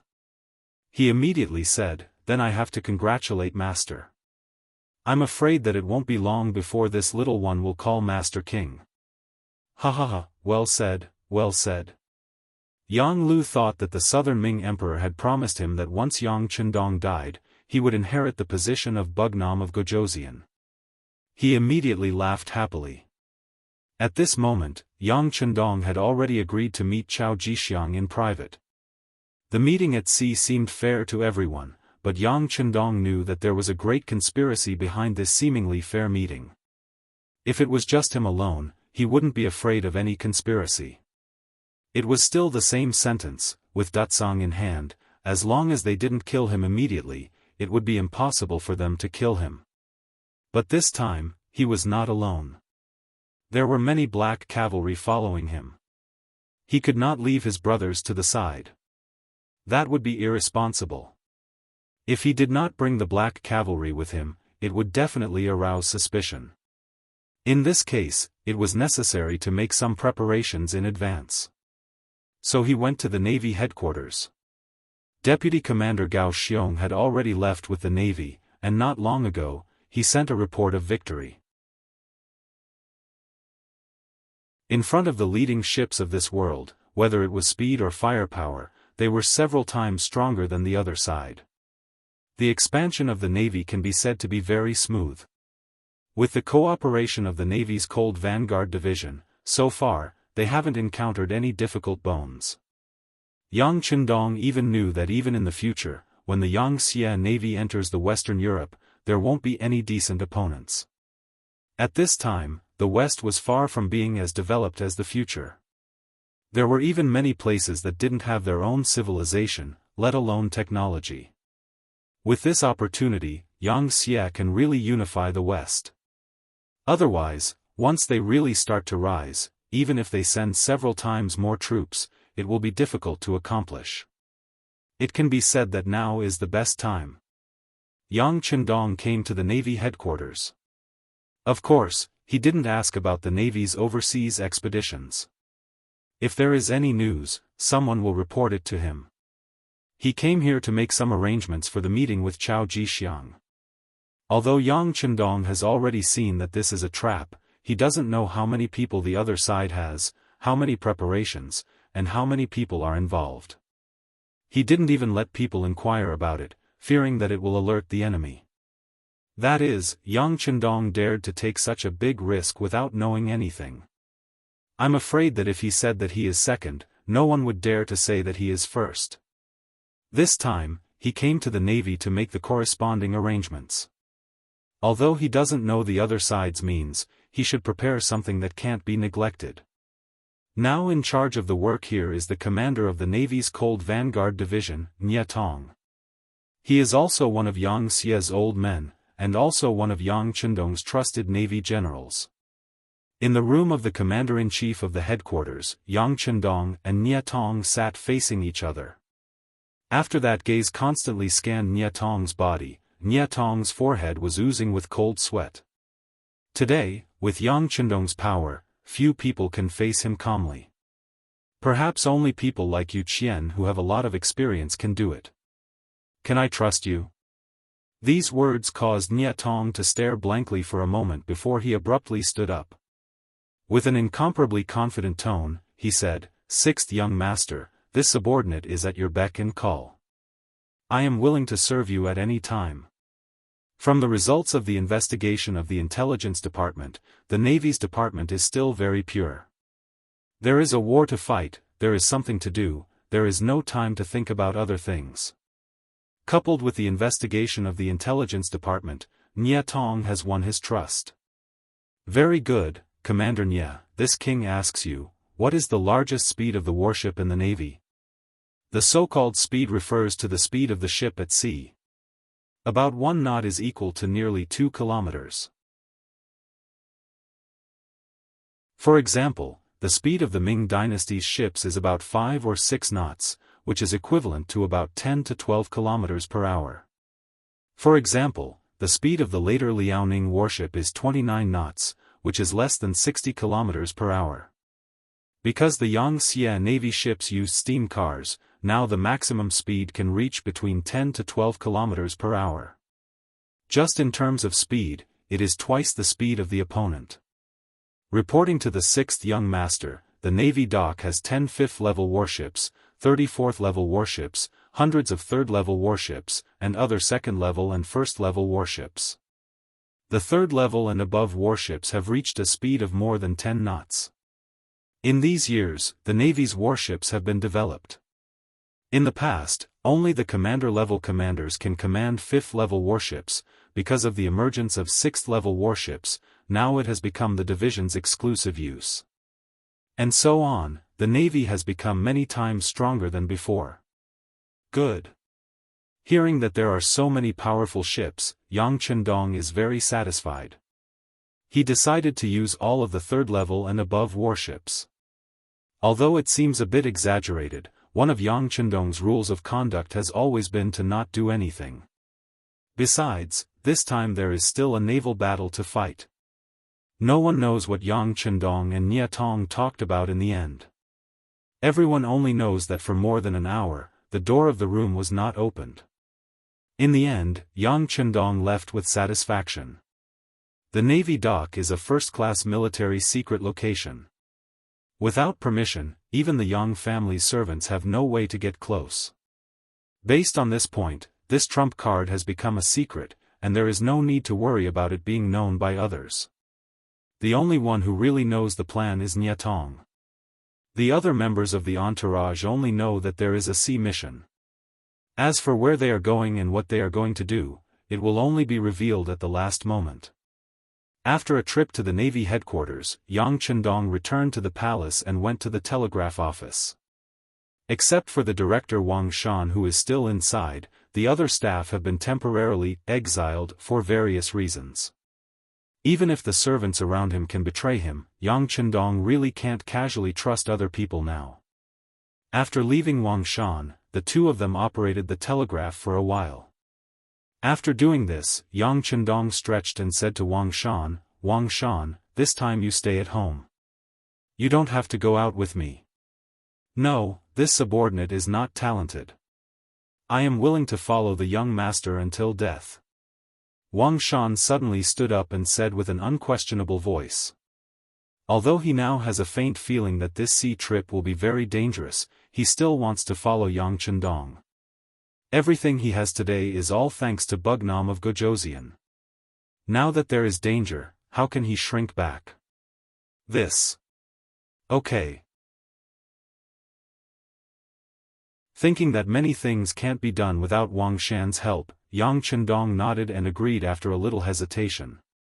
Then he got up and patted Wang Shan on the shoulder and said, "If that's the case, you must be careful on this trip." "Yes, young master, this subordinate will be careful and won't let you down." After a series of arrangements, the next problem is the follower. Although Beta Persei took the time to come from the hospital to the palace and asked to follow, Yang Chendong still happily refused. "Beta Persei, your mother-in-law is sick. Now is the time for you to perform well. Besides, you have followed me many times, this time won't make a difference. Don't go this time, just let." Yang Chendong's gaze moved between Yang Wu and Yang Lu, who were standing on the side, and finally fell on the latter. "Let Yang Lu follow the young master." "Yes." Yang Lu was overjoyed, but his face did not change. Instead, he looked at Beta Persei and promised, "Second brother, don't worry, I will be fine with the young master." Then, okay. Beta Persei saw that Yang Lu took the initiative to stand up, and this was the young master's idea, so he did not fight for it. After all, they were all servants, and he couldn't be the only one to enjoy the good things. He also needed to give others a chance. After deciding on Yang Lu's follower, Yang Chendong personally appointed the third captain of the Black Cavalry, Badao Jiang, and asked him to bring 500 Longwei with him. The matter was settled. Regarding Yang Chendong only bringing 500 Black Cavalry, whether it was Beta Persei, Yang Wu, or Yang Lu, all showed faint doubts. Obviously, the Black Cavalry now had 5,000 people, and only 500 people were too few.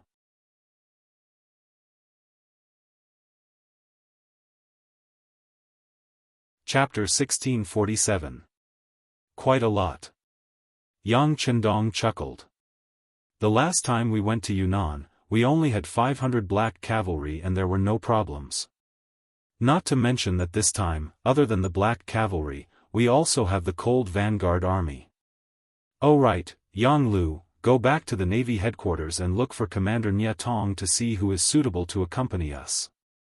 We don't need too many people, just a battalion of 500 people will do. Yang Lu, who was called out, was very excited and quickly agreed. He did not expect that Yang Chendong would value and trust him so much. At this time, his mentality was shaken. Is it really good for him to go against his master who trusts him so much? Yang Lu did not immediately go to the Navy headquarters. Instead, he first returned to the small courtyard and saw Yang Ying. "Master, there is no turning back. Now that your matter has been revealed to the Emperor of the Southern Ming Empire, it is impossible to stop even if you want to. Besides, Yang Chendong has no one by his side right now, so he thought of you. Once the problem with Beta Persei is solved, I'm afraid he will kick you aside. Do you want to endure it again?" As the person Chao Jixiang sent to Yang Lu's side, Yang Ying naturally would not allow things to stop halfway. Hearing these words, Yang Lu nodded continuously. He just could not bear it. In fact, he did not have the intention to stop the plan. Otherwise, he would not have discussed it with Yang Ying and would have directly confessed to Yang Chendong. Now that he got the answer he wanted, he nodded vigorously and said, "That's right, this is my opportunity. I must grasp it." In the Navy headquarters, Yang Lu's figure appeared. Commander Nye Tong, who had already received the news, was personally accompanying him. Then, a battalion commander called Wang Nanhu was called. No one knew that Wang Nanhu had already been bribed by Yang Lu. This was also an accident. When Yang Lu was still managing the intelligence agency in the Southern Ming Empire, he received news about Wang Nanhu.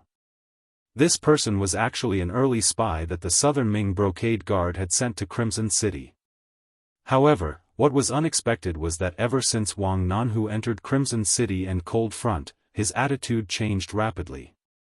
He actually took the initiative to cut off all ties with the Southern Ming Empire and changed his name from Wang Hunan to Wang Nanhu.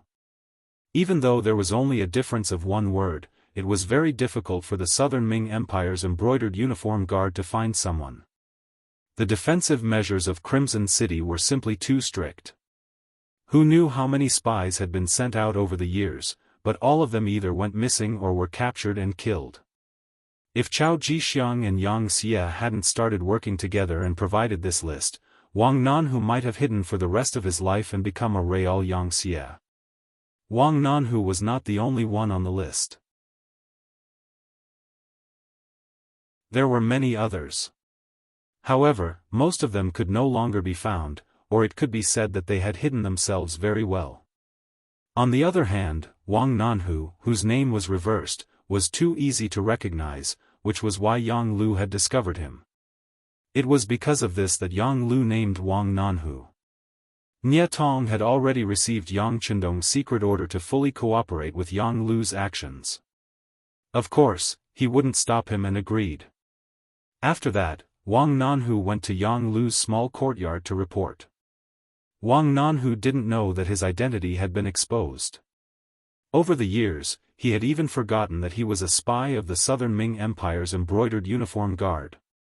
It was because he had been very happy over the years in Crimson City.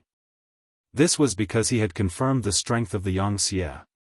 He was also certain that only the Yang Xie could truly let the Han people live a luxurious life without worrying about food or clothing. Over the years, Wang Nanhu had also done his best to integrate himself into this life. Because of his efforts, he had now become a battalion commander of the Navy's Cold Front. It could be imagined that his future was bright and promising. When he came to the small courtyard with this thought, he first saw Yang Lu sitting on the chair. He knew that this was one of Bugnam of Gojoseon's most trusted servants. He immediately gave a military salute and said with an excited tone, "The Navy's Cold Front's 1st Army's 1st Division's 3rd Regiment 2nd Battalion Commander Wang Nanhu has come to report. Leader, please ask for instructions." Your spirit is not bad." Looking at Wang Nanhu, who was standing there like a pine tree, Yang Lu chuckled. This was considered a compliment. Wang Nanhu, who was in his 30s, also laughed embarrassedly. But Yang Lu's next words made him suddenly feel as if he had fallen from heaven to hell. His whole body was covered in a layer of cold sweat. "But I don't know, seeing you like this, what will Chao Jixiang's guild think?" Yang Lu, who seemed to say this casually, stared at Wang Nanhu without turning his gaze away. Like a thunderclap in his mind, Wang Nanhu suddenly realized that he once had another identity, a secret agent of the Southern Ming Empire's embroidered uniform guard. At this moment, the past flashed through his mind like a movie, causing his face to turn red and white. Wang Nanhu was still struggling as his expression kept changing. He was betting that Yang Lu was trying to trick him. Perhaps this was a test before he was given a mission. Therefore, he tried his best to calm himself down. Then, he chuckled and said, "Chief, what are you talking about? This subordinate doesn't understand." Seeing that Wang Nanhu was still struggling, Yang Lu laughed and said, "Is that so?" "That's right, Wang Nanhu can't understand, but Wang Hunan should be able to, right?" Boom! Another thunderclap flashed through his mind. At this moment, Wang Nanhu no longer had any illusions. Even his real name was found out. This was no longer a coincidence. The other party already knew his true identity. Since the other party already knew, Wang Nanhu didn't deny it. Instead, he looked around and thought that there must be soldiers lying in ambush. He should be taken down soon. Alright, there's no need to look around. There's no ambush. I'm the only one who knows your current identity. Of course, Yang Lu could tell what Wang Nanhu was thinking. He smiled casually and threw another bomb. Wang Nanhu, I know that you really want to cut ties with the Southern Ming Empire, so I can give you a chance. Not only will your identity not be known by others, but you can also be a true Yang Xia from now on. No one can talk about your past. What do you need me to do? Wang Nanhu's eyes were filled with hope again. You don't need to know now. When I need you, you just need to do as I say. Don't tell me you still don't trust me. Yang Lu's tone was profound. All right, then I'll listen to your orders. Wang Nanhu agreed because he knew Yang Lu's identity.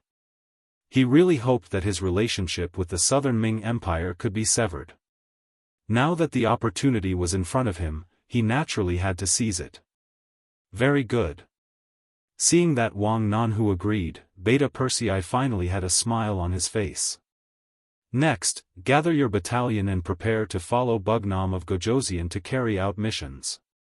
Remember, you have to listen to my orders. You only have one chance to perform. If you don't seize it, don't blame others. Please don't worry, Chief. I will definitely seize the opportunity. Wang Nanhu said without hesitation. In the imperial palace of Crimson City, Yang Chendong appointed a commander named Wang Nanhu. When Yang Chendong heard this, he didn't say anything. He didn't even send people to investigate. He wanted to see how Yang Lu, whom he had groomed, was going to deal with him. And just in case, after all, there was no absolute victory or defeat in war, so using the remaining 3 days, Yang Chendong separately found the deputy commander of the army, Leng Song, and the commander of the navy, Nye Tong, and announced the establishment of the military committee to them. The military committee, also known as the military committee, was equivalent to the cabinet of the civil officials.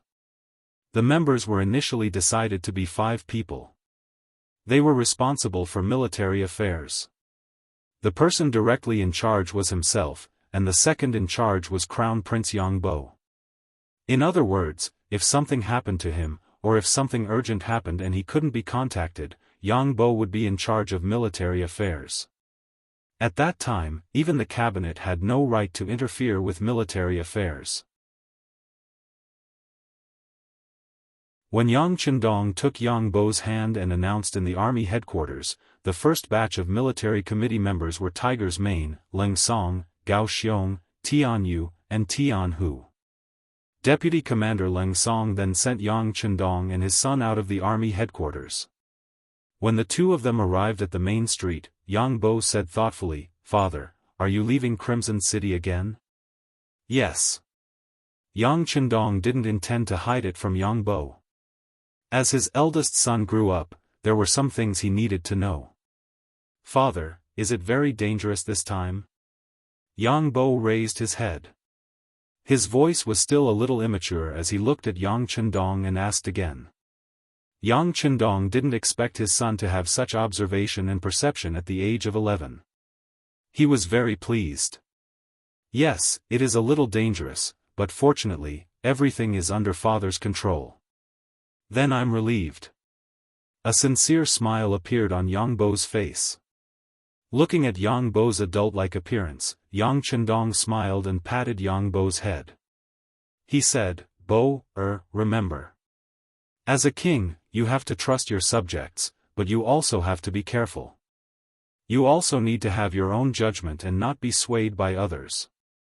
Because of the difference in status, they might not really think about you. As long as you think it's right, just do it." "Yes, I'll remember."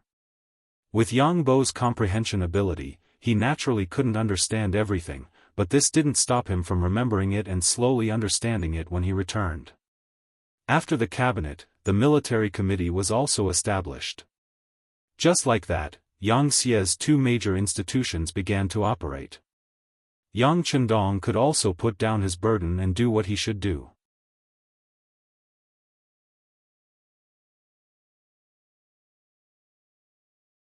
Chapter 1648. On the morning of the 3rd day, Yang Chendong told Hu Yen and the others that he needed to go out and would be back in a few days. Then, he walked out of the palace with firm steps facing the rising sun. Outside the palace, Ba Daojiang and the 500 black cavalry were already in formation, waiting for orders to set off at any time. According to fourth brother Yang, this meeting with Chao Jixiang was a very secret matter, so they couldn't let more people know about it, in case the news was leaked. So Yang Chendong really didn't tell anyone. Of course, this wasn't because he believed these words, but because he didn't need to let others worry. On the new pier of Crimson City, Yang and Yang Lu were already waiting. Battalion Commander Wang Nanhu was also waiting with 500 cold vanguard soldiers armed with live ammunition. Fourth brother. Young master. Greetings, Wu King Nan. All sorts of greetings followed. Yang Chendong's expression was calm as he looked at Yang Lu and asked, "Is everything ready?" "Young master, everything is ready. We can set off at any time." Yang Lu suppressed the excitement in his heart. "Good, then let's set off." Yang Chendong nodded and walked towards the nearest Class 5 warship. This time, in order to not attract attention, Yang Lu didn't bring a Class 6 warship. Instead, he chose the Class 5 warship in front of him. Soon, the black cavalry boarded one by one. Then, the ropes were retracted and the 3 warships left the pier. At this time, at the pier, Nye Tong was leading the 1st, 2nd, and 3rd regiments of the 1st Division. Because outsiders were forbidden from approaching the pier, no one knew that they had left. In addition, the 4th Regiment was left behind to guard the pier. From the outside, it didn't look any different from before. On the sea, a total of 3 Class 5 warships were heading towards Fuzhou from Crimson City. At the harbor built by the Yang faction in Fuzhou, Chao Jixiang, dressed in casual clothes, walked into a medium-sized ship. The embroidered uniform guards who had long since taken control of everything on the ship also set sail, heading towards Crimson City. Behind their ship, 2 ships that looked like fishing boats were tailing them. Relying on the high-powered binoculars in his hand, he seemed to be hanging several miles behind them. Because the distance was too far, it did not attract Chao Jixiang's attention. Or rather, Chao Jixiang's attention wasn't on his side at all. Ever since he entered the cabin, he had been looking at the radio in front of him. An intelligence agent sent by Yang Lu was fiddling with it. He knew nothing about radio stations. He only knew that it was very powerful and could transmit information from thousands of miles away. Chao Jixiang, who was sighing at the miraculous nature of this item, was waiting for the fish to take the bait. As for safety, he was not worried. Yang Lu had arranged everything. As for whether or not he would be cheated? He was carrying the imperial edict personally written by Zhu Qizhen of the Ying sect. It was about Yang Lu succeeding Yang Chendong and becoming the Bugnam of Gojoseon. Presumably, there were people who were more anxious than him. If Yang Chendong didn't die, Yang Lu wouldn't be able to ascend the throne. Right, Yang Lu now had another name, Yang Shunming. This meant that he was willing to submit to the great Ming dynasty. It could be seen that in order to ascend the throne, Yang Lu was really going all out. As for whether or not Yang Lu would lie to him, it was basically impossible. He wouldn't tell such a big lie just to deal with her, would he? Furthermore, he even asked Yang Chendong to cooperate with him. Did he really think that he had an important identity?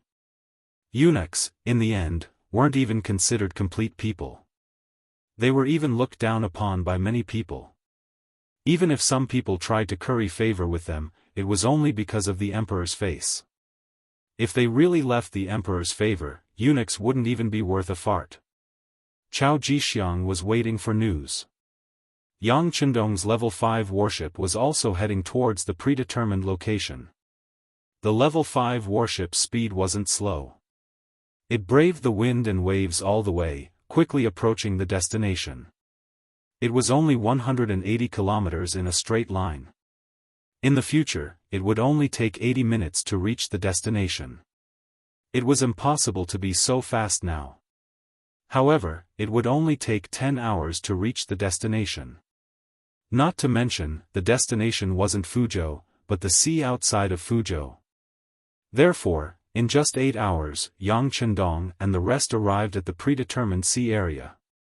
During the journey, Yang Chendong sat in the main cabin and was playing Go with Yang. Ba Daojiang and the rest were watching and learning from the side. It was precisely because Yang Chendong loved Go that the few servants around him were not bad at Go. Even Beta Persei, that big brute, was quite accomplished in Go. There was no need to talk about Yang Lu. He had more time than Beta Persei and studied Go more deeply. At this moment, he was watching the game from the side. Yang Chendong's Go skills were also not bad. After coming to the southern Ming dynasty, he had looked for others to specially learn from him. However, when facing Yang Chendong, he still felt a lot of pressure. After all, after having Datsang, Yang Chendong had already changed. He learned everything quickly and was more proficient in it. Compared to the game of Go in the main cabin, outside the cabin, Yang Ying was talking to Battalion Commander Wang Nanhu. Battalion Commander Wang, we are about to reach our destination. In a while, everything will be done according to my instructions, understand? Yes. Yang Lu had already introduced Yang Ying to Wang Nanhu and told him to listen to this person's orders. Therefore, at this moment, Battalion Commander Wang did not know what was going to happen next. He also did not know that he was now helping someone to deal with Bugnam of Gojoseon. Alright, bring your men to the bow of the ship to check. Leave the safety of this place to our men, Yang Ying said casually. Yes. Wang Nanhu replied again and turned around to take away the 33 soldiers guarding here. It was a full platoon of cold front soldiers. When he came, he knew that Yang Lu had arranged for other people to board the ship to take care of Bugnam of Gojoseon's safety. He also saw that they were wearing the Navy's cold front uniform. Because everything was arranged by Yang Lu, he did not ask any questions. There is a military rule in Yang Xie's army, don't ask what you shouldn't ask. But Wang Nanhu did not know that these 33 cold front soldiers were not sent to protect Bugnam of Gojoseon, but to harm Bugnam of Gojoseon. They have been missing for a long time, and even Yang Xie's intelligence department could not find them. Among the 33 people, the leader was Kitamura and Yui Suzuki, followed by a group of Jonin and Chunin. In order to prevent being discovered by others, they deliberately put something in their shoes to make them look as tall as Han people. What happened outside, the Black Cavalry did not know. Because not long after they boarded the ship, Yang Chendong strictly ordered the Black Cavalry to stay in the main cabin with him. This order was given in front of Yang Lu, and he also explained that the cold front soldiers should also be trained. So far, the 30 Black Cavalry soldiers on the main ship did not go out, which made it convenient for Yang Ying to do all the things outside. Yang Lu intentionally stayed in the main cabin to calm Yang Chendong's heart. He didn't make any small movements and was also monitoring the words and actions of the other Black Knight Dragon Guards. A total of 3 battleships came, but most of the Black Cavalry soldiers and cold front soldiers were arranged in the other 2 battleships. Now there are only 30 Black Cavalry soldiers and a platoon of 33 cold front soldiers led by Commander Wang Nanhu on the main ship. In contrast, Yang Lu arranged a total of 100 ninjas on the main ship. Just in terms of numbers, Yang Lu already has the advantage. The cautious Yang Lu did not act immediately, he knew the strength of the Black Cavalry, and the cold front soldiers were just temporarily kept in the dark. Once they know what happened, they will immediately become his opponents. Without full confidence, he will not act immediately. Yang Chendong seemed to be completely unaware of what was happening outside. He was still playing Go with his 4th brother, Yang. In the end, he won 3 games. This is already giving a lot of face to his 4th brother. Yang also knew what was going on, he couldn't help but laugh. 6th brother, your 4th brother is not your opponent, you are still the best. Huh, 4th brother, you're too modest. If you weren't so impatient, we might have won this game. Yang Chendong seemed to be talking about the chessboard, but it also seemed like he was pointing out something in a roundabout way. When these words fell into Yang Chendong's ears, he didn't know why, but his face tightened. He always felt that Yang Chendong's words were pointing at something. Fortunately, at this time, Yang Ying walked into the main cabin and said, "Your Majesty, Chao Jixiang's ship has arrived." "Oh? He's here? Huh, that's great." Yang got up very happily. For him, being able to instigate the defection of such an important person like Chao Jixiang was naturally a great achievement. He could finally use practical actions to get rid of his status as Yang Chendong's fourth brother. For him to be where he was today, he also had real ability. "Yang Lu, Badaojiang, you go out and take a look." Yang Chendong didn't get up. With his current status, perhaps if Zhu Qizhen came, he would only go out and welcome him. After all, it was just a eunuch, it was really nothing. Yang Lu and Badaojiang nodded in unison, then went out of the main cabin with Yang. As expected, they saw a small boat sailing over. In the distance, Chao Jixiang, who was wearing clothes embroidered with fierce dragons, appeared in front of them under the protection of more than 10 imperial guards with embroidered spring sabers at their waists. "That's right, it is Master Chao." When he saw the person, Yang's smile grew wider. Although Badaojiang had never seen the real person, he had seen many portraits in the past.